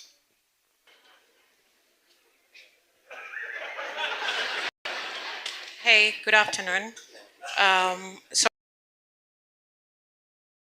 financial and health transparency. Before that, my name is Marcella Okoth, and I have two questions kindly, if it can be, if I can be helped on the same. On health and transparency, are there any signs of non-performing loans or bad debt for Kenya bankers? And number two is on growth and strategy. What is being done to protect members' funds in case of economic downturns or fraud? Okay, we had said we'll take SACCO-related questions after we are done with the professor. So I would like to ask for one last question that is directed at professor. Yeah, so you can give her the mic. That will be the last one. And we got a question online on the books that professor you're reading. I think you've addressed that. Yeah.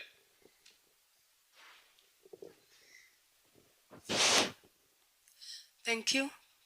My name is Dorothy, number Jiridia 36108. Professor, I have something I would like to hear your view on, because we've had a lot, there's a lot of like talk which goes on about owning versus, renting, yeah? And owning something versus, leasing, renting, etc., etc. And those who, bundle it, around, they sometimes do mathematics for the sake of like doing mathematics. Let me take an example of, let's say, electricity. Today, you can do like solar, which means you buy and own the whole system. Then somebody sometimes can do mathematics for you and shows you how cheaper it is to pay, as you go. It is cheaper to pay than to own. Then sometimes, why are you owning brick and mortar or building when you can rent, for cheaper, etc., etc. What can you tell us? Actually, I'm not asking this for myself. I know my own answer, but I'm asking for the sake of the younger generation who are here with us. Owning versus, like renting. And I'm talking about anything, everything from cars to, energy, solar, from owning your own borehole versus blah, blah, blah, owning your own home, versus renting. What can you tell us as far as financial, freedom, how does it relate? Okay. Thank you. Okay, thank you. Thank you. I think being the last one, I'll take the few minutes to explain this. That is quite a very relative question because it applies to everybody differently. But from my point of reference or advice is anything that relates to your person, whether it is owning a home, whether it is having your own green energy with the entire backup and living off grid, anything, whether it is owning a personal car, the conversation about owning or leasing or renting, owning becomes better part of it, is the best than leasing. But when you're doing business, leasing is the best. Now, why I've contrasted between the two is because when I'm owning my own, I also have got a life that I would want to live. You see, there are some people who are saying that you're not supposed to do a story building with a first floor where you are having your own bedroom and the second floor where your children will be staying, and also having a swimming pool, having a kind of a 3 kitchen within the room. You know, all those things are usually personalized depending on my tastes. And my tastes, or driving a car, I would want to drive a VX V8. You know, I would wish to drive a Lexus, the big machine. That is my wish. There's another person, like now Indians are good, they drive the small cars, and hiyo gari ikigonga shimo unasikia ni kama wao ndio wanagongwa kwa tumbo. You know, all those are issues. It all depends on someone's, you know, preference. Now the problem now comes in on the financing bit of it. Because now if you are borrowing now to own that kind of a big building that has got a swimming pool, then you're going to pay through the nose. And mind you, there's a financial psychology bit of it that will sink you earlier than you thought. Because you may not even enjoy the sweetness and the comfort of the house.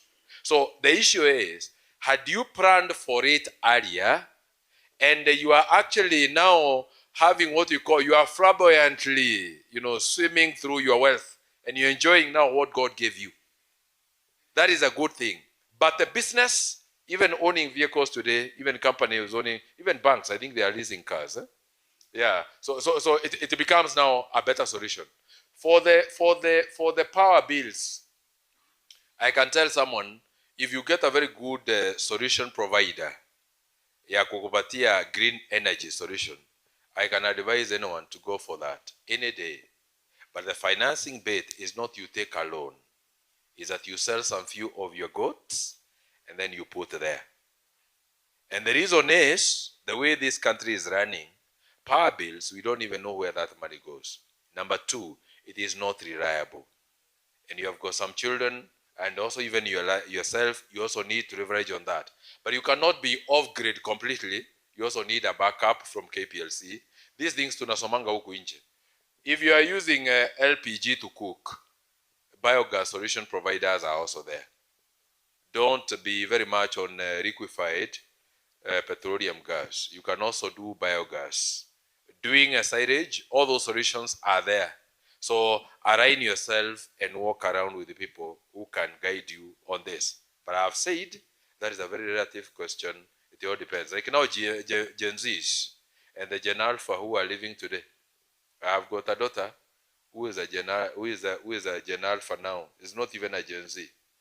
That girl is telling me that even Mercedes is a very small car for us.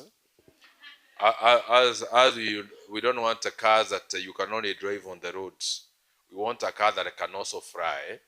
In the event there is no water and there are no roads, and even when there is no road but there is water, the car can also be convertible to become a boat.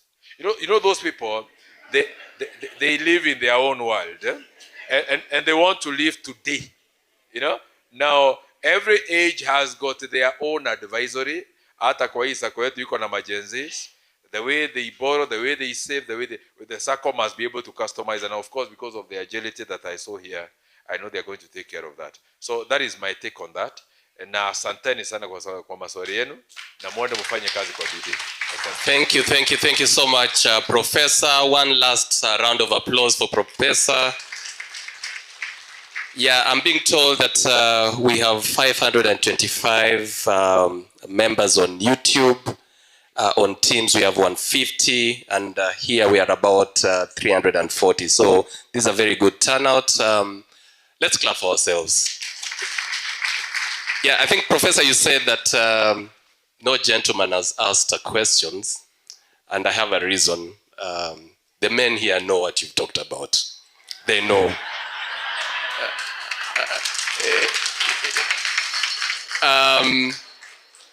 But for the sake of the gentlemen, I will ask one person to say something, and I will choose the person who's going to say something. The person is right here, Mr. Bill Omoding. We haven't seen you for long. Let's hear your voice.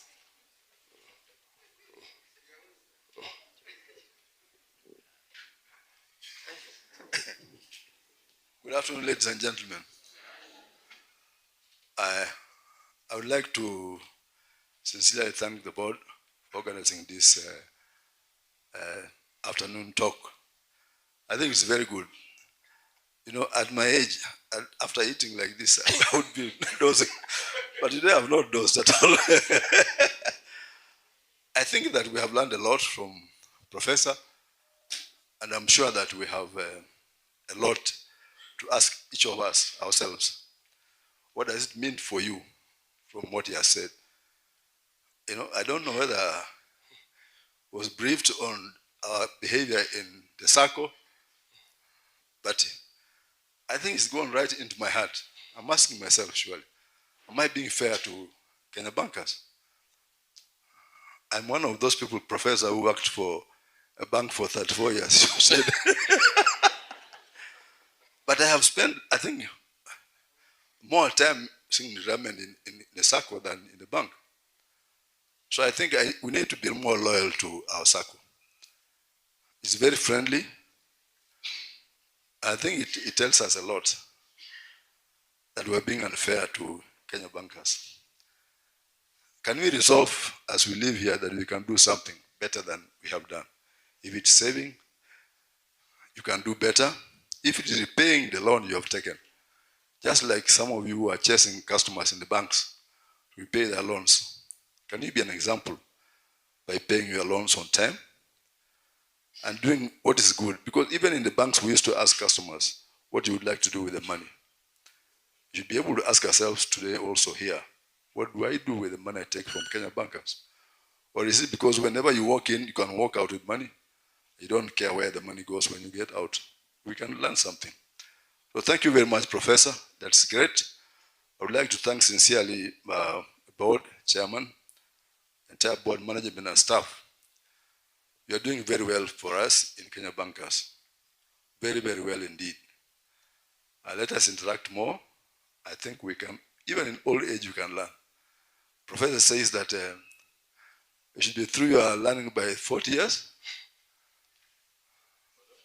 You should be through learning by 40 or something, college.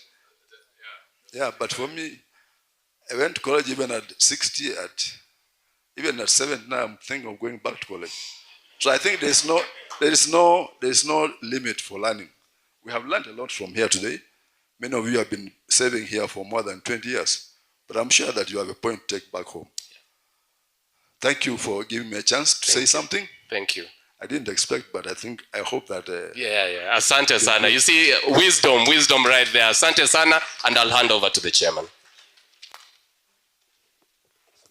Thank you very much, Vice. And another clap for the Vice.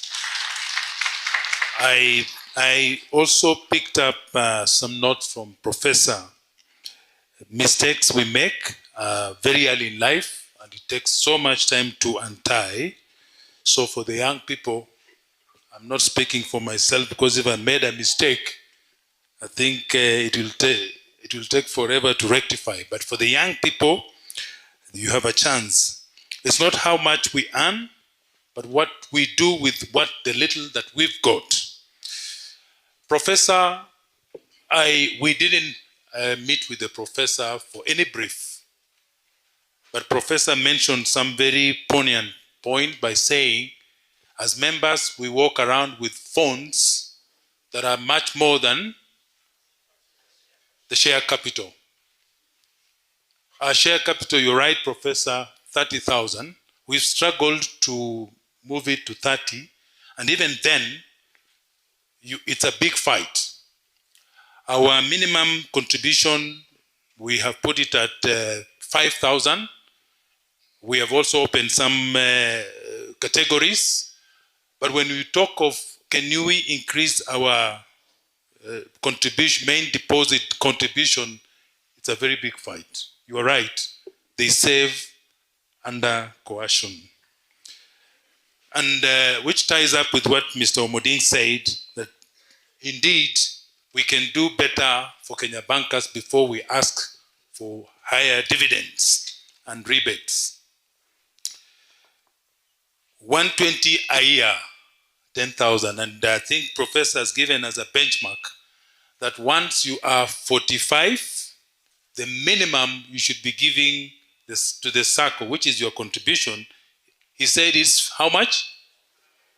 100,000. But we will accept 50 because you are still giving us 3,000, 5,000, 1,000. So it's a challenge actually for us to continue existing and doing all these things we are saying. We listen to people like Professor who actually bring the points home. And Professor, you can rest assured that we are going to invite you again because you are speaking the truth. Your home is Kenya Bankers.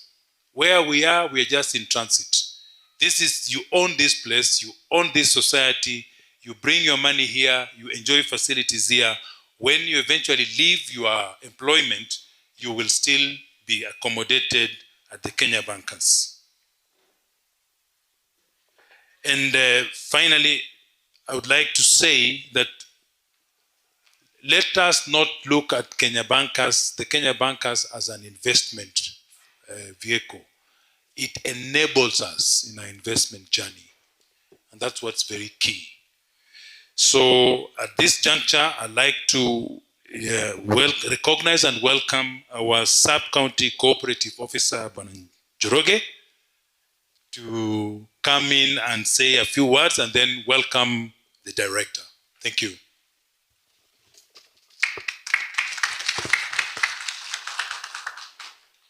Thank you, Bwana Chairman.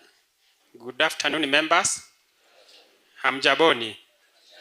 Yeah, as the chair have introduced me, I'm Joroge Mwangi. I'm the sub-county cooperatives officer, Dagoretti sub-county. And I'm glad that the leadership of this society always ensures that at least we have a members' education. And this is where you get to have more information, and more so from the professions like a professor, so that at least you can be able to have that financial freedom.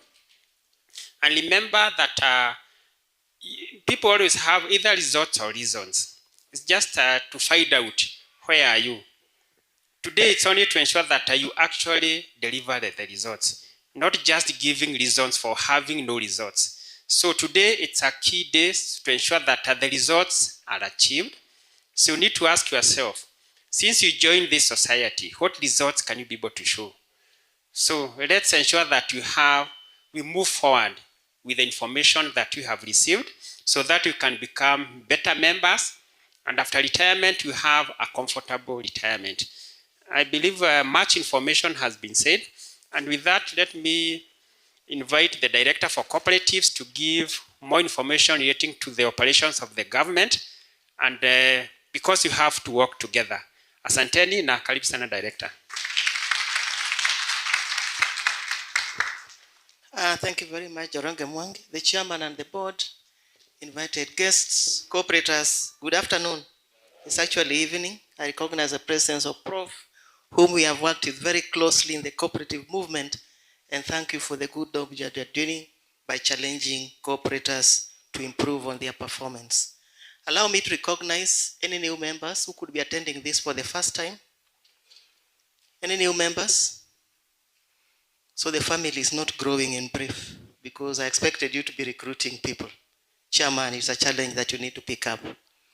One time we were supposed to have Ushirika Day celebrations, but we didn't do so as we had expected.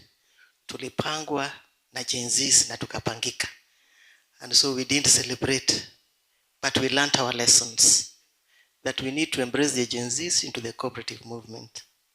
These are our children, our relatives. Let's bring them on board. And when they come on board, we design products that suits them. The Gen Zs want loans on arrival. They do not want to be told that you'll work for 3 months. But we are saying you design products that suits them, but they also need to learn the culture of saving. So as you give them the Karibu loan, part of that loan should go towards savings. So I'm challenging all of us. I believe you have opened the membership of this society, and so we can grow, and that's why I expected new members. That notwithstanding, our role in the county is to register cooperatives, promote them, and grow them. Yesterday I had a society called Muhasibu that was doing an ESG activity, and we learned that you grow trees, you don't plant trees. And even us, because when you grow, you leave it and it dies. When you plant, you leave it dies. When you grow, you walk with the tree until it matures. And that is what we do also in the department. we grow the cooperatives, and that's why you see us in almost all your activities. As a county, we have about 5,000 cooperatives. Majority of them are savings and credit like yourselves. The SACCOs are further invited into the deposit taking like yourselves, and they are also the non-deposit taking SACCOs. I want to confirm that in Nairobi we have 77 billionaires, and you are in the club of billionaires. A clap for yourselves. Actually, you are amongst the top 12 in Nairobi County. We have experienced a lot of growth. We are also happy as Nairobi County to be hosting the strongest cooperative in Africa, that is Malimo National, with a portfolio of 68 billion in terms of total assets. It grew from 66 to 68 billion, followed by Stima at 66, Kenya Police, Harambee, Unitas, Afia, United Nations, Abster, which used to be called Okulema. Then they rebranded and called themselves Abster because people used to mistake them for members in Okulema Market. You know Markiti? Whereas they were members from the Ministry of Agriculture. So we appreciate your growth, but there's always room for improvement. The share capital has been mentioned. A lot of cooperatives have gone beyond 30,000 in terms of share capital. So I believe with the challenge that you have experienced today, we should be able to do a lot better. Allow me to share with you a few updates that are taking place in the cooperative movement. We are having the review of the Cooperative Act. The bill has gone through Parliament successfully. It is before the second Senate. It has gone through the second reading. My expectation is that you participated in the public participation. This time we have also gone digital, and so you didn't see us calling you to the stadium to give your views. We expected you to interact with the website of the Senate so that you can give your views. Because there are a few contentious issues there. One of them is talking about term limit. We needed to hear your views on what you think about the term limit. Should it be 1 term, 2 terms, and for how many years? Others also think that whatever we have in place is serving you well, that is retirement by rotation. So once that document is out, a few things will be able to assist us improve in our performance. It will enable you to access the national payment system. It will actualize the deposit guarantee fund. It will enable you to have shared services. Already we have a cooperative registered called SACCO Central, where SACCOs can do inter-SACCO lending and borrowing and share data. That already is in place. Recently, the Commissioner also released a circular. As you're aware, we have 2 levels of government, where the county government, but there's a national government, where the Commissioner of Cooperatives sits. The national government does policy formulation, the county government does policy implementation. And so 2 weeks ago, the Commissioner released a circular on delegate system that all SACCOs with membership above 5,000 shall go to the delegate system. And the minimum delegates will be 150 and the maximum will be 500. Even as at now, we have societies where we go to the AGMs in the stadium and do elections with Mlolongo, and that is in Kenya. I know there are few SACCOs that are happy about it, but you know, it becomes more effective to discuss meetings with delegates. That is not to say that the members now will be denied their right, because there will be the branch meetings and education forums like this one, which we really appreciate, Mr. Chairman. So a lot has also been said about Cusco. At some point, people were thinking that SACCOs are going down because Cusco had its challenges. I want to confirm that the SACCOs are doing stronger. Yes, Cusco had its challenges as the umbrella body for SACCOs. The government moved in and is doing the revival. A committee was appointed, a board was appointed to serve for 1 year on interim basis. They finished their term. Now we have another board that is serving substantively for 2 years. And I'm privileged that in Nairobi, I have donated 5 board members. Police SACCO chairs Cusco board. Muhasibu SACCO is the vice. We have Stima SACCO, we have KMA SACCO, and we have Unitas SACCO sitting in that board, all from Nairobi. And you may have seen that they are in the process of doing recoveries for those who had defaulted in loans. And going forward, Cusco will be registered as a federation to do what it was meant to do, which was advocacy, capacity building, and lobbying. You noted it went beyond what it was supposed to do, went into housing, went into insurance, without capital injection. The CFF fund, which was a platform where SACCOs were taking loans from, going forward will be registered separately to be regulated by SASRA. You heard people were saying, where was SASRA when Cusco was going under? Ideally, SASRA was registered to license, supervise, and regulate specific SACCOs. SACCOs that do deposit taking, and SACCOs that have grown their deposits to the tune of 100 million. The so-called non-withdrawable deposits taking SACCOs. Going forward, SASRA will be able to regulate that. As I finish, I'm also privileged to be hosting the highest ever in this country. Prof mentioned about someone who gets 14 million in terms of interest on deposits and dividend on shares. Last year, my highest ever had 130 million. About a month ago, I interacted with another society, mentioned the figure 130 million and told me, no, we have overtaken that figure. We are now at 160 million. In that society, their return on investment, interest on deposits is at 10%. How much is that per year? 16 million, isn't it? Divide by 12 months. On average, how much does person get per year? Per month? 1.2, isn't it? I believe we are also domesticating the figures you got with whatever I'm giving you, so that you know how much you'd be getting every month from your SACCO. And that is what Professor meant by saying you can watch your money grow and that your money can work for you. You only need to invest in your SACCO and you get good returns. So thank you, Chairman, for hosting us and for having this meeting. And the meeting was well attended. Members are online, members are physically here. Kindly support your society. Thank you very much.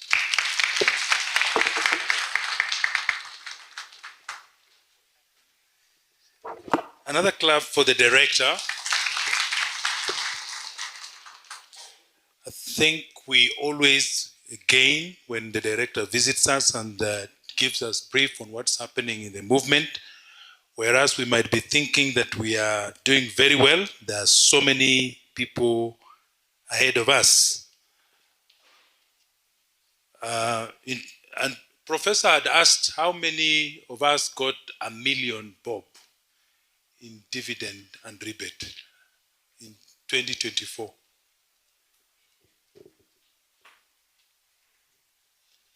At least for those ones sitting here. How many got $500,000? And we are hearing people getting 16 million. And they might not be earning as much as we are earning. So it's a challenge that the professor and the director are throwing to us. When the new SACCO, cooperative bill comes through, there are benefits to the SACCOs, because then you don't have to be keeping money in your bank. You can do you will be joining the national payment system, shared services and guaranteed fund. Delegate system, I think it's a good thing. And I didn't know there was a minimum 150. So there is a chance for our members to become delegates, because we will need to review our bylaws and see how we can grow our numbers to at least the minimum. Cusco, you have given us a very fair brief, a very good brief that is now being revamped, and SACCOs did not go down because Cusco had issues. There was a lot of misinformation, misreporting. SACCOs lost money. Even SACCO, like Kenya Bankers, we didn't lose a shilling. Many SACCOs didn't lose money. And if they did, it is something they can accommodate. And we are very happy that now it's coming up and it will be under the wings of SASRA. Who is our highest saver is has how much, Bana Lucas? Highest saver? No. The 28 million guy, we chased him away. Because there are times when you think you have a lot of money and you want to do things that are not very procedural. We said we cannot accommodate a member who is not meeting the requirements of being a member. So I think it's come down. So we are in 20s. 21 million. So we are so far off. Sindio? And we can actually challenge ourselves to be able to meet it. Let's invest in our SACCO. Let's increase our monthly contributions, help recruit our Gen Zs, and help also when they come in to empower them with financial literacy, because a loan for today, like we've been told, might not be the thing that we need.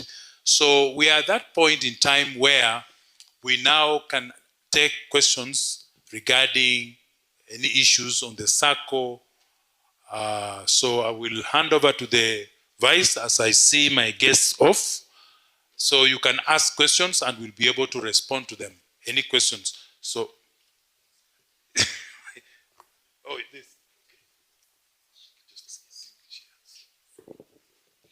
Thank you very much.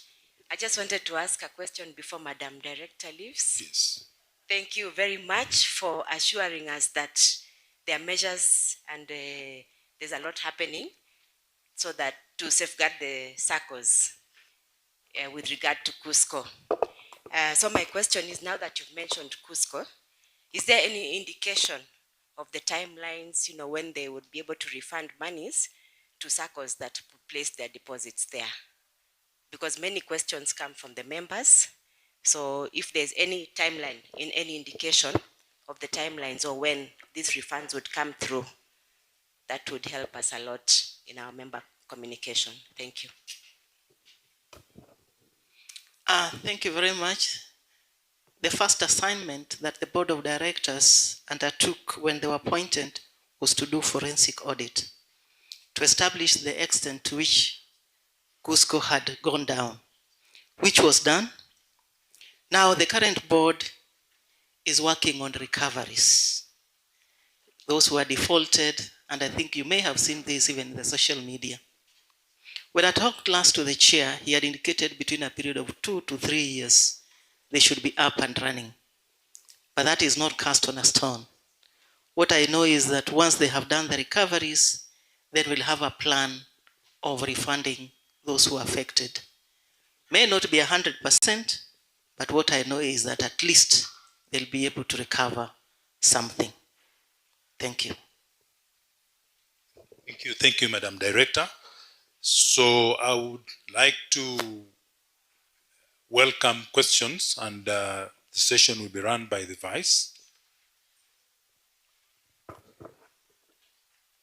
Okay, I believe the mic is behind there. I can see 2 hands behind there.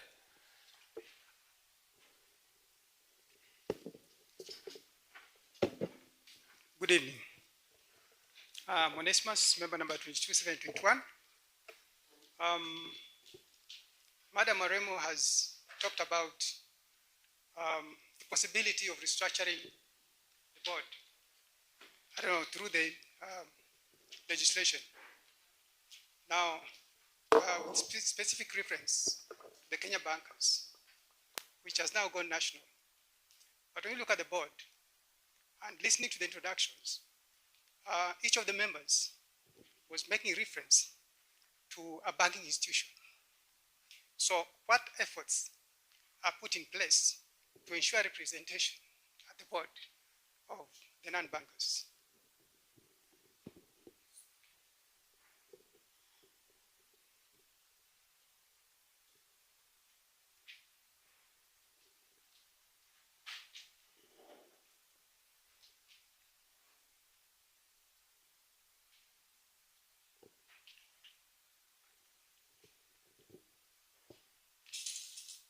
Good evening.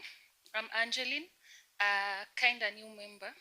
So about the new rule that Madam Director has said, we shall have a minimum number of 150 delegates for all SACCOs above 5,000 members. I'd like to know, do Kenya Bankers have more than 5,000 members? And if so, how do you intend to implement the 150 number rule in terms of, are you going to represent these delegates equally based on gender and also age inclusivity for the delegates? Yeah. There's a hand here.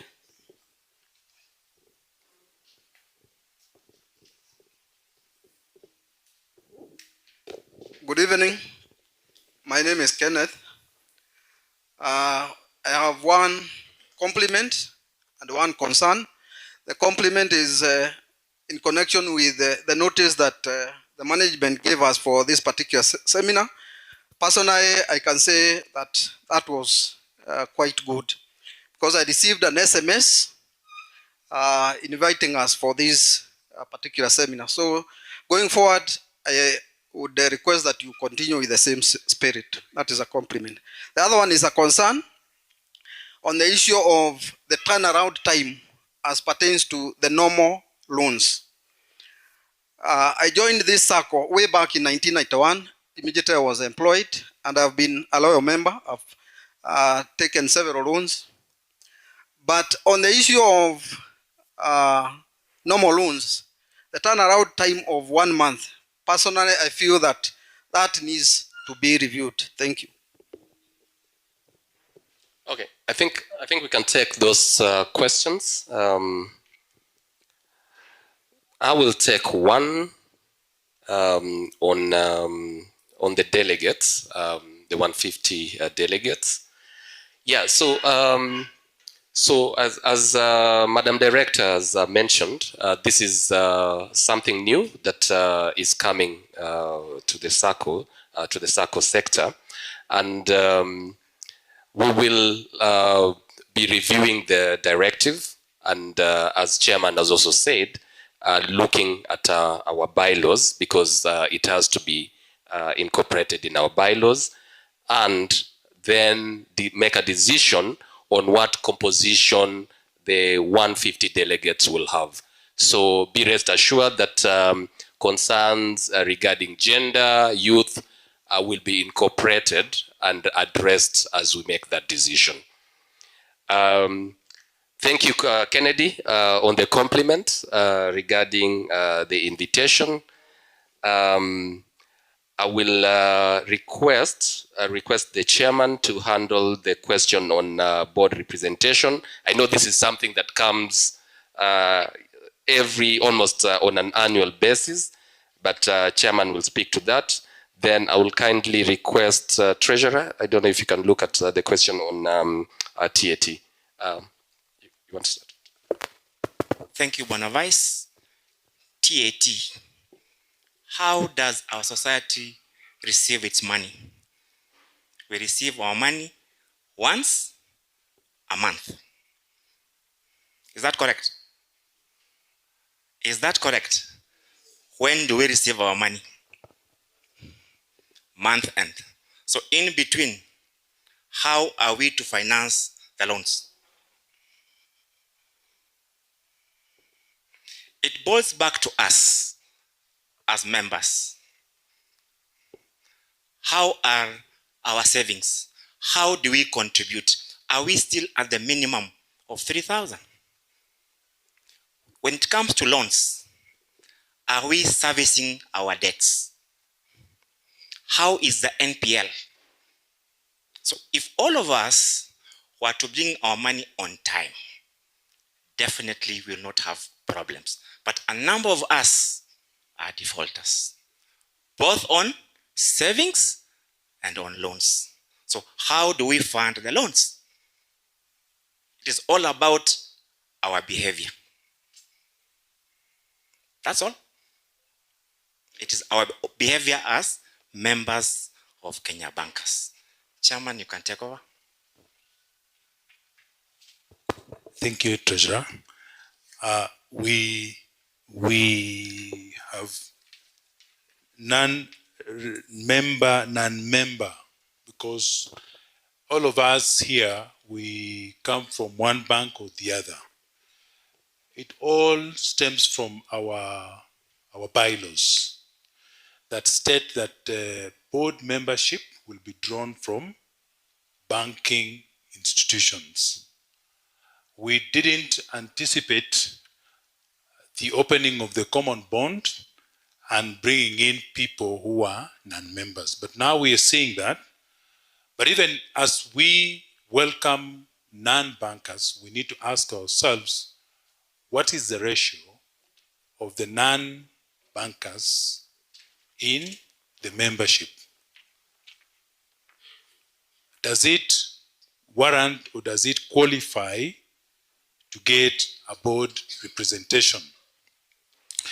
This actually ties up with the delegate that the young lady asked, and I think the vice answered. We have about 100 or 150 delegates, treasurer, 124 to be exact. And now the requirement is that we must have a minimum of 150, meaning the ministry wants us to be very close to the membership, just like we have the counties and the sub-counties. So all these things require a relook at the bylaws. Once the bill becomes law, we need to go back and look at the bylaws and marry them into the law. And I'm sure we shall have to increase the number of representation. And we shall also look at how many non-banking members are there and what we can do to provide for their voice at the board level.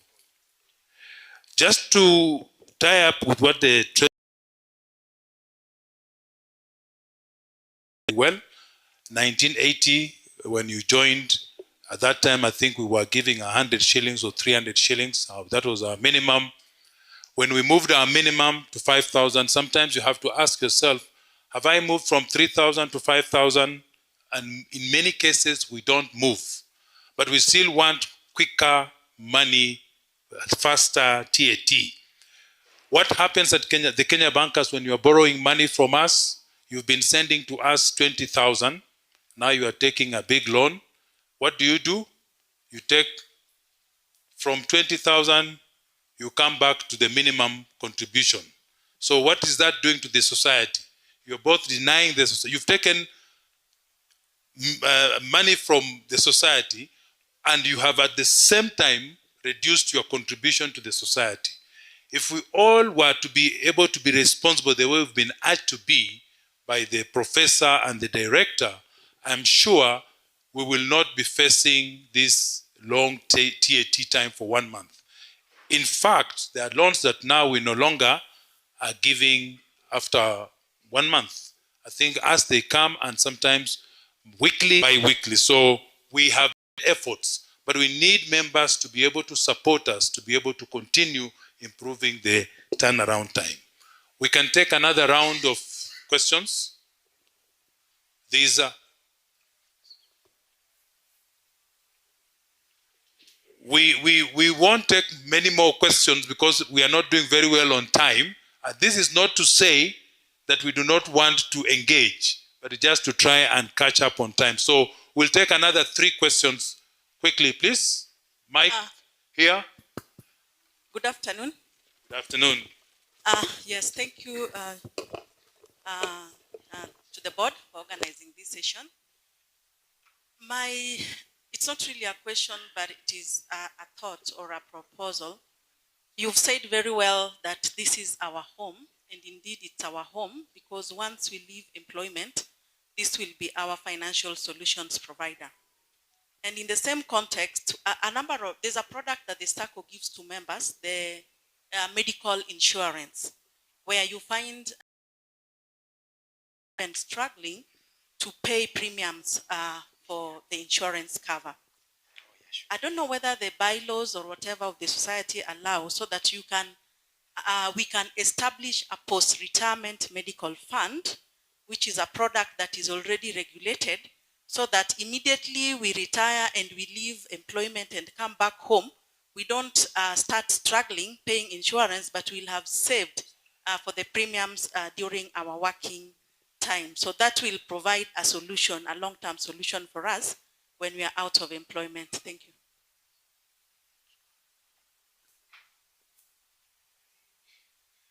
Sorry, let me just ask again. I remember I'd already asked. I don't know if you took the questions down, but I can still repeat.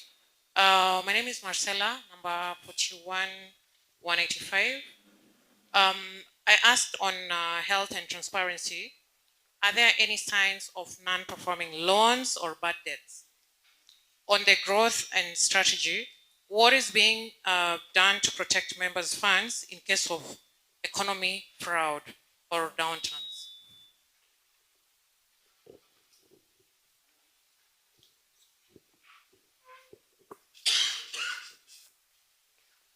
My question is, there's this generation that is coming up, the Gen Zs. Have you come up with a product that is really going to make them come in to be?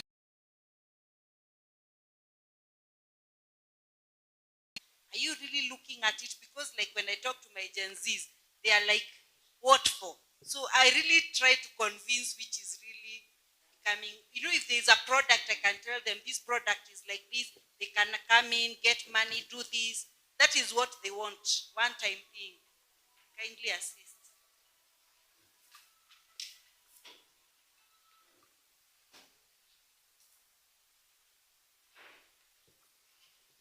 Good afternoon. My name is Peter Masharia, member number 15053. And I would like to echo what my fellow members have said. Number one, to thank the board for education session.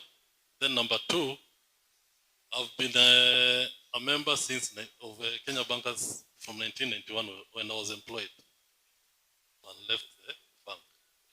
However, the SACCO has not been able to support members past retirement. And I've always tried to engage the officials and the management over this. Because personally, I run a business. And if you look at the products that the SACCO provides, they are not intended or they are not tailor-made to suit a member once you leave employment. And that's why you're having that challenge of depending on collections on 24th. Because once you finance me or you lend to me, I will not depend on a salary. I'll be making deposits and savings any other time apart from 24th.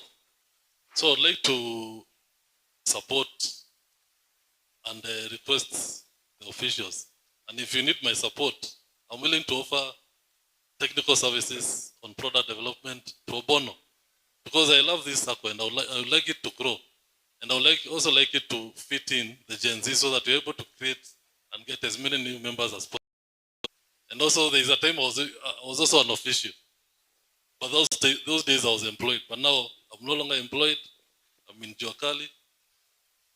But I would still like to support the management. Thank you.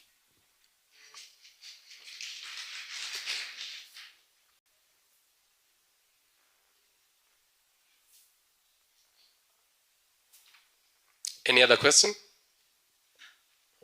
Okay.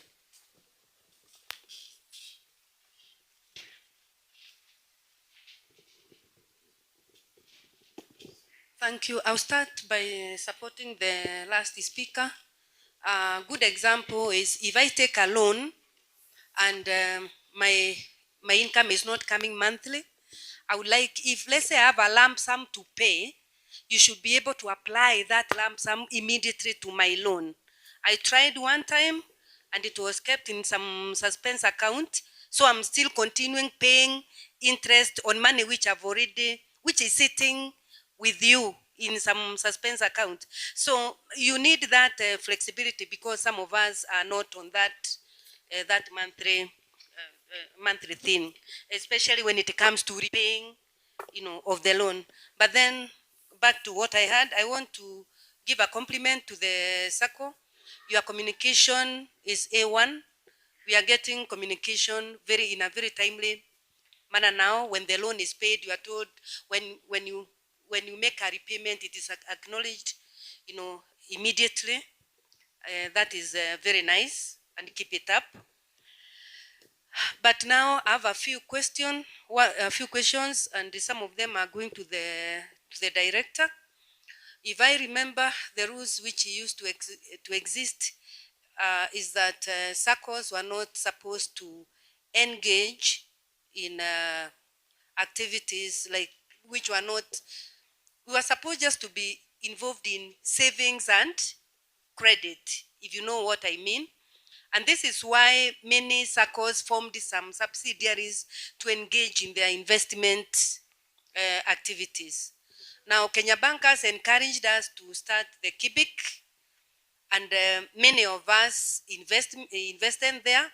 And we were trying to do this to help us towards our retirement, as what the professor was telling us.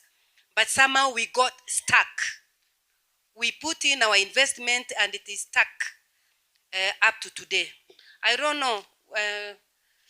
This question has been coming up. Yes, the members made some of us to be under committees to make some recommendations, but then we've been unable to move forward because it's still being babysat by the board of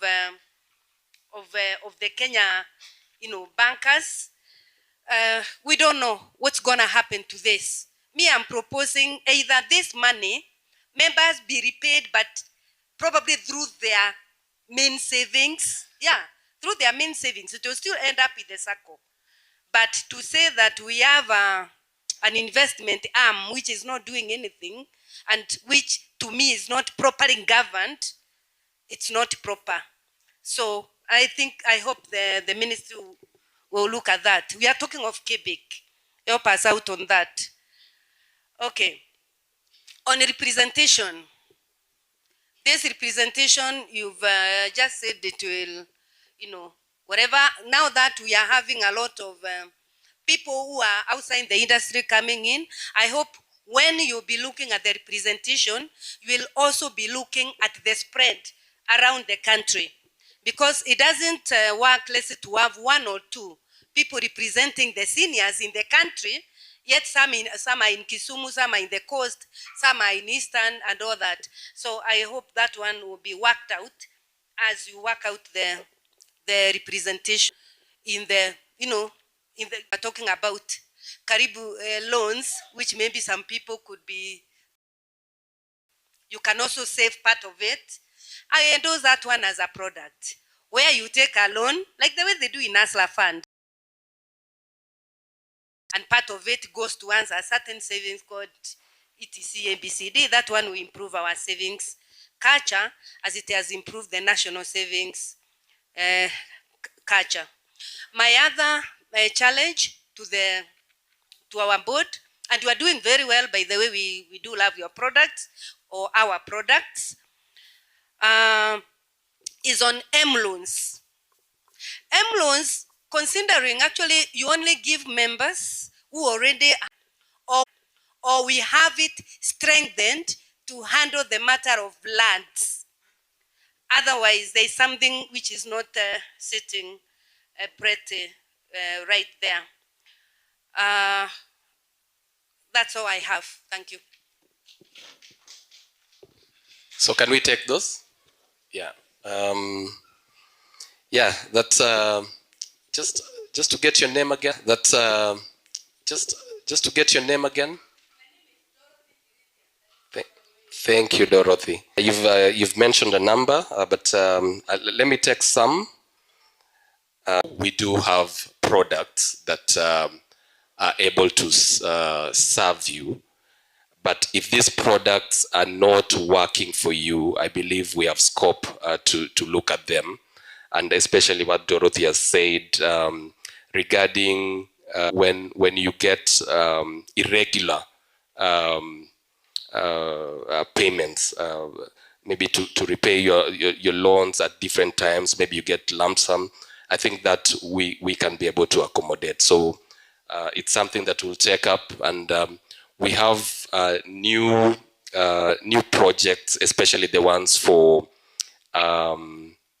the gig economy, which are almost similar. We find that that the people who are in this gig, I don't know if we know, yeah, gigs. The young people are doing different. They get different opportunities for business, and they are not very regular. Maybe we can be able to streamline such products for seniors. So we hear you, and we'll be able to do something.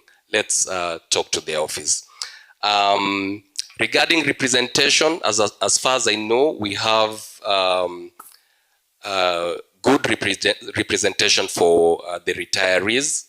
Maybe it's to look at it again and see where exactly these retirees are that are not represented well. Yeah, I don't, is it Nairobi? Because I believe Nairobi, we have some good representation. Do you feel that that is where we still have some room to expand representation, or is it outside? Okay, outside Nairobi. We'll look at that and I believe we'll be able to give you feedback on that. M-loans, this comes out every year, and I know we've done some research to compare the rates that other M-loan providers are giving. I don't know, Dorothy, do you have any that is less than 7 currently? Yeah.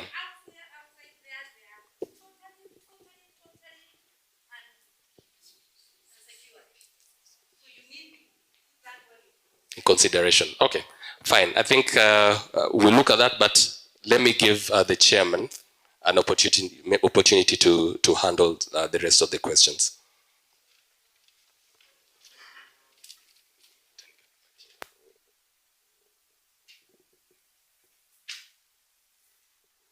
Thank you, Vice.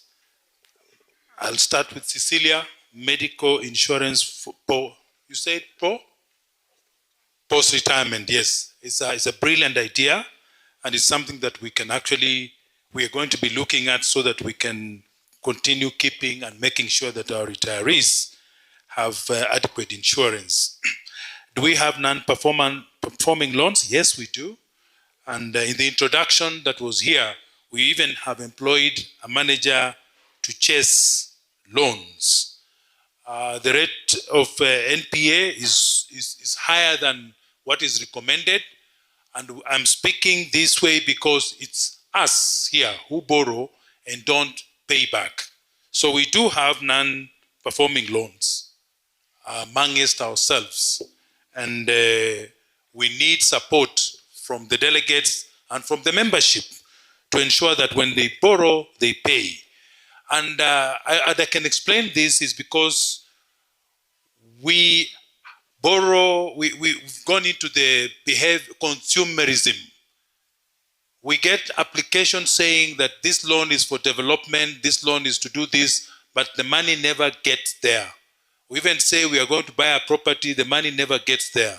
So when you have a financial downtime, you are not able to pay, neither can you sell any asset that you got out of that loan to be able to pay. And this ties up very well with us wanting to get quick money at a very low rate, and we end up into problems. To answer your question, Dorothy, there is no way we will lower the interest rate for M-loan. It's supposed to be higher. M-loan's purpose is not supposed to be used as an overdraft. It's an emergency facility. You use it once, you forget about it. If you want a loan, then you organize yourself to borrow from the many products that we have. So no, we will not lower the interest rate. In any case, we might even think that we need to make it higher.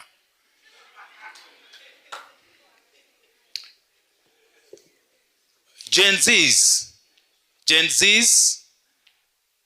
it's a valid concern.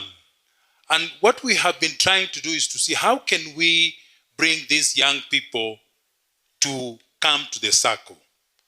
And they're very challenging. So if you listen to my speech, We talked of partnership with Hiva Fund. Hiva Fund supports the creatives. You know, these guys are very good in creating a lot of things. So we are trying to go through that route so that we can support them, and in the process, they might see the value of coming into the societies and saving. We are also doing this through the blue economy, where we are targeting women and young women in the coastal region as well as Nyanza, to be able to support them for financial empowerment. And in the process, we believe that they will see the value of being in a savings society. The other thing we are thinking about, which we had begun earlier, but for some reason we let it slip through, youth need to have their voice represented at a higher level. When you look at our board, you find, how does the youth come in? How do they associate themselves with the board and the various committees? So we are in the process of initiating what you'd call youth committees in the various branches that we are represented, so that they can form their committees, and amidst themselves, within themselves, they will actually come up with the products that they think will serve them. Of course, looking at the interests of the society. We cannot, as a management or as a board, sit and say, we think the youth require A, B, C, and D. We can roll it out and they come and say, this is of no interest to us. So when we form committees across the country, that where the youth sit, they will come up with the ideas, and we will take those ideas, see how they fit in with our strategic plan and how we need to support them. And I'm sure by doing all these things together, we should be able to at least get the youth to come to us. We mentioned Barizi. Barizi is a target product. You have an account where you know the youth like very flashy gadgets. They don't like to use Samsung the way we do, or the way I do, on iPhone, very catchy things. But we have offered them a product where they can actually save with that target. The youth want to travel the world. They want to go to Cape Town. They want to go to Dubai. They want to go to Malaysia. We have actually provided that account so that they can save. And many of them actually are embracing it and using it. And that way we are finding that once they use it and they like it, they come in to join the SACCO. So those are some of the initiatives that we are doing, and we will continue to do more as we come up with the youth committees and they bring the ideas along. Just to touch on the member who joined 1981 and the SACCO has not been able to support, it is something that we can take as feedback, because like the Vice mentioned, we do have products. Unless it's a very specific case, I don't think how we have now configured ourselves as a society that there are people we are not able to serve, because that's why we are a FOSA society. And from what the professor was saying, we should be able to see what kind of business you are doing with us, and we should be able to support you. Lump sum payment was well explained. I think that is something doable. Representation from senior staff, I think the Vice has cleared.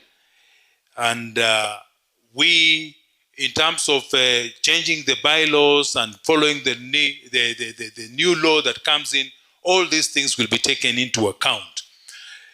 Then we had Kibik, which is stuck. I had this, and Dorothy, I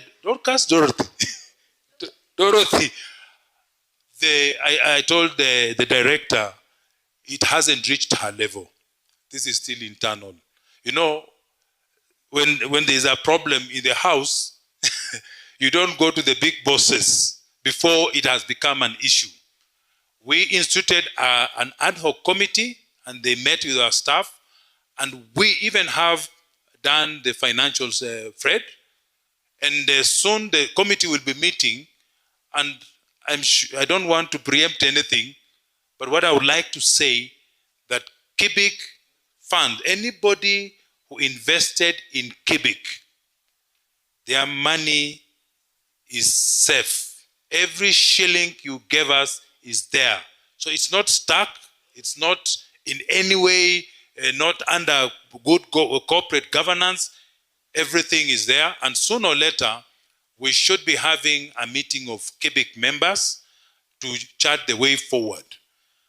It's an issue that actually needs to be discussed at the member level, not education for members, because then they will not even understand what we are talking about.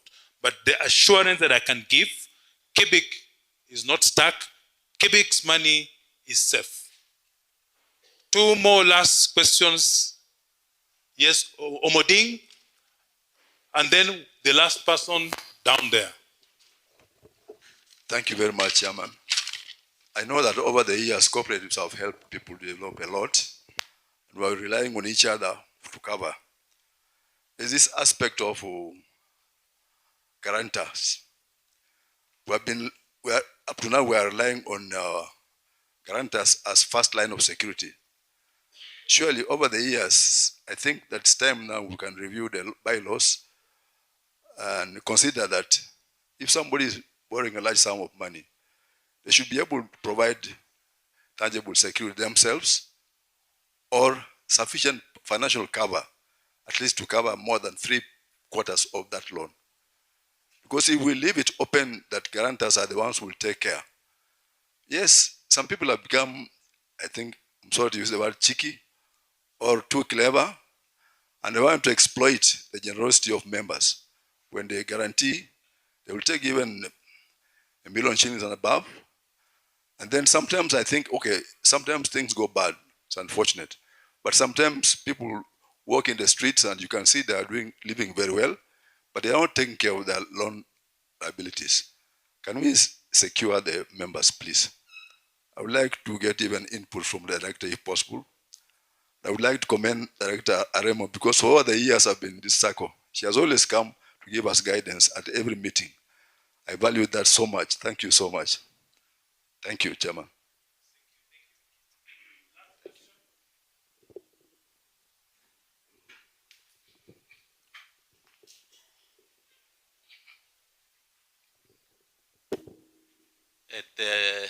Thank you, Chair, and we really appreciate for organizing this so that we can come to this forum and actually learn more. I have maybe a concern and maybe clarification, because on the SACCO, here as Kenya Bankers, we know that when you qualified for a loan, it will depend on also on the guarantors. And if you don't pay, the guarantors will repay that loan. So my question is, why do we have NPL, non-repaid loans? Number two, the sector. Which sector is carrying more? The segment, that is. Because you will not qualify for a loan of 5 million if your guarantors saving is not 5 million. So the best place where our money is safe, I know, is Kenya Bankers. Because the Kenya Bankers have a backup. I will give you another example. There's somebody that we guaranteed, and this person failed to repay the loan. We brought the report to Kenya Bankers. We knew where the person was staying and where the person is working. But when we asked for more questions, we were told the Kenya Bankers cannot arrest this person, cannot possess his property. And then we were told we have to repay, which we repaid correctly. That is the policy. Our shares was actually deducted. That I'm wondering, and maybe you can help me to understand, why do we have such a big and the guarantors that you really deduct money from. Particularly, that thing has been a problem in the banking sectors, as quite a number of people don't want to join the Kenya bankers. Kindly help us to understand. Apart from that, yeah, thank you.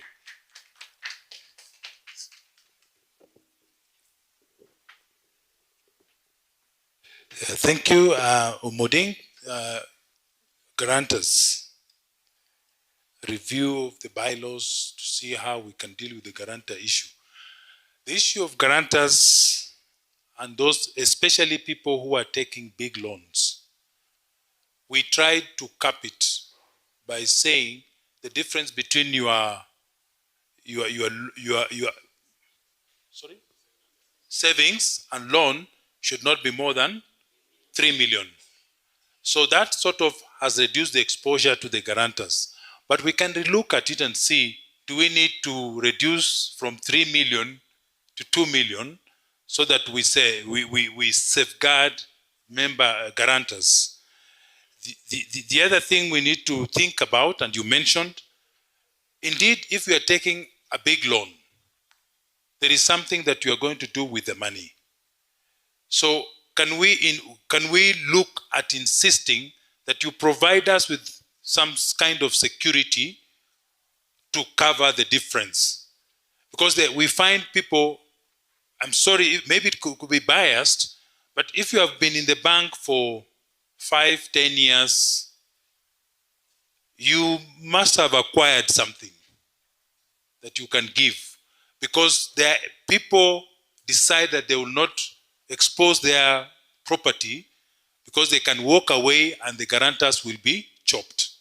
So these are things that we will be looking into and see how best we can protect member loans. There were questions on how we can give better returns. That's online? Yeah, online. Better returns from the SACCO. Better returns. Sometimes like it's relative. What is better returns? Returns are tied to your contribution as well. And I've given an example, and in fact, we had the highest saver getting 16 million, then is 10%. Rebate is 10%. Last year, or this year, we did 7.75%, which is just 2.25 short. But under what circumstance are we working in? And that's what, you see, there's an issue we have with the membership, is that we want to get high return, but we want to put in very little. We must get what you call balance. There is no way you will give us 3,000 shillings and you expect us to give you 10% or 12%. It doesn't go like that. There is no way you will expect us to pay you 10% when you take a loan and you reduce your contribution. There is no way we are going to give you a higher return when we credit your FOSA account with the loan proceeds and the next day everything is swept out to the banks. Societies that are doing well, actually the FOSA accounts are their default banks. They retain their money in the FOSA. So that money can actually be used. But what happens at Kenya Bankers? We give you a loan of 10 million today, tomorrow it's gone to your bank to sit there. So these are things that we need to think as members and ask ourselves why, if we are doing the right thing and still demanding to be paid a higher return. Cusco, what was our hit? What was our hit?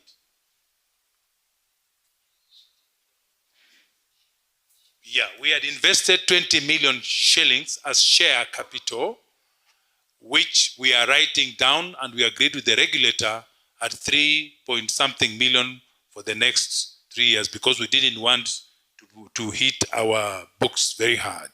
So 20 million is money that we can afford to lose.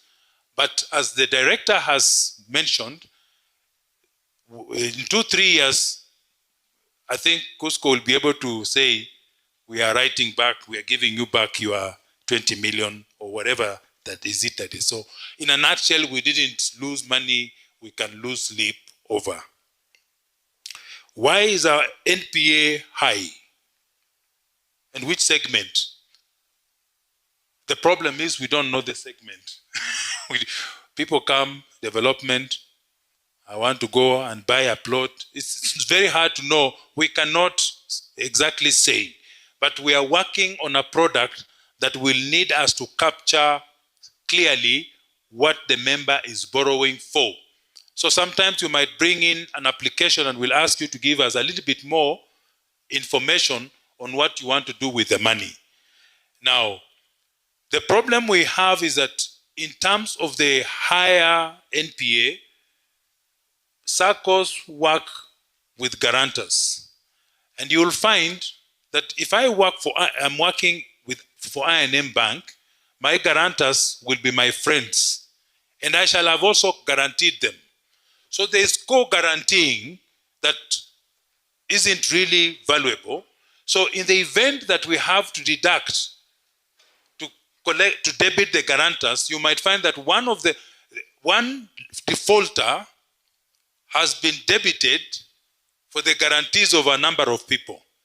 So by the time another fellow defaults, because it's a group of guarantors, their deposits have already been chopped. So that creates a problem. And there's no way we can say we cannot continue this process, then we will not be able to lend. Because we lend on the promise that you are a good person, you'll be able to pay back, and we'll be able to collect our money.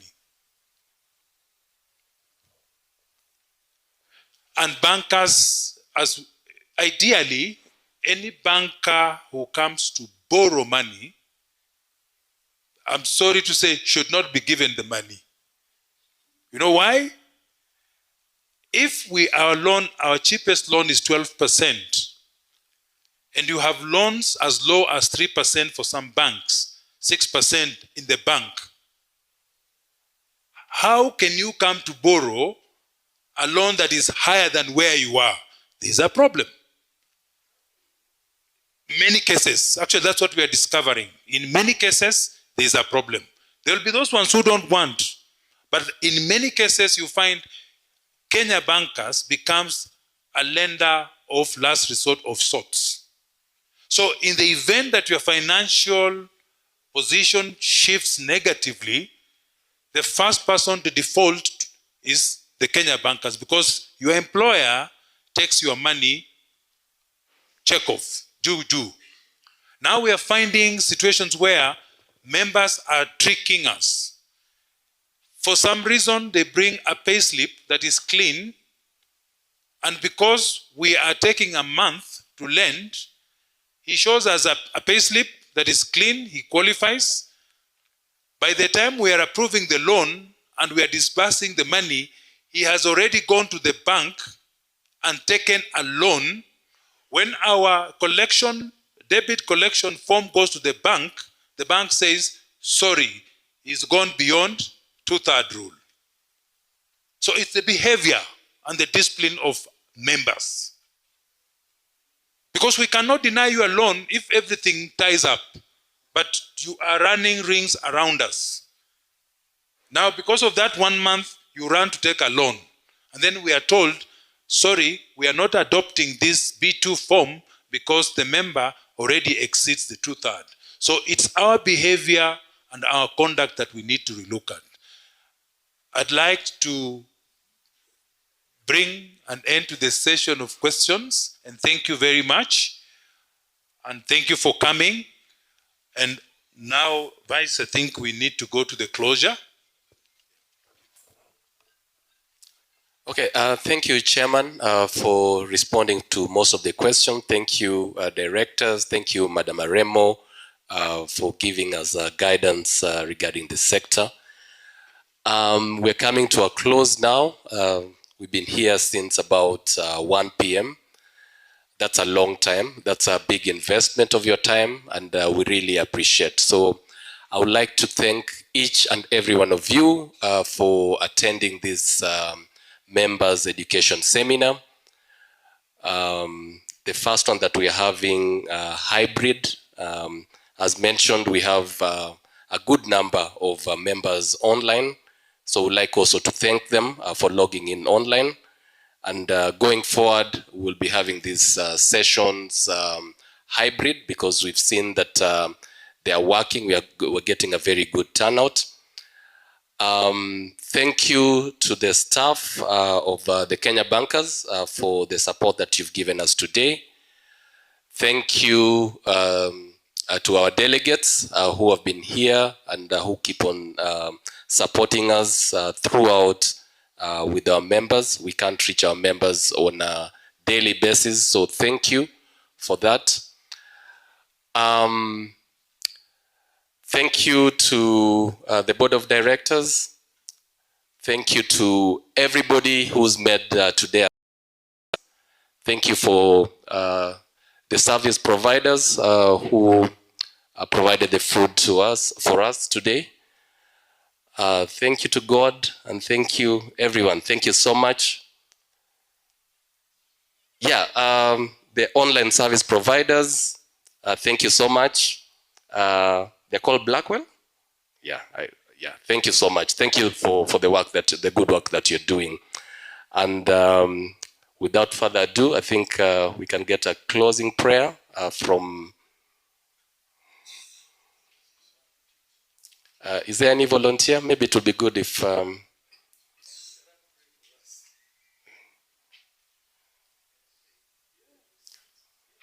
Okay. Charan, I understand you've been nominated. Yeah.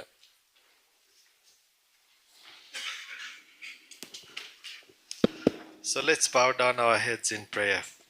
So Heavenly Father, in the mighty name of Jesus, we come before you today. We thank you for your mercies. We thank you for bringing us together here.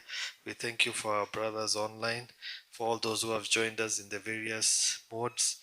We thank you for our chief guests, for our regulator, for our board of directors, for every person who has contributed to the success of this function, for all the people who have put in so much effort to put in together. As we part ways, Lord, we pray for your protection. We pray that you may take us back to our respective homes safely and bless each and every person who has attended this function. Thank you very much, Lord. We praying and believing in the mighty name of Jesus Christ. Amen. Okay.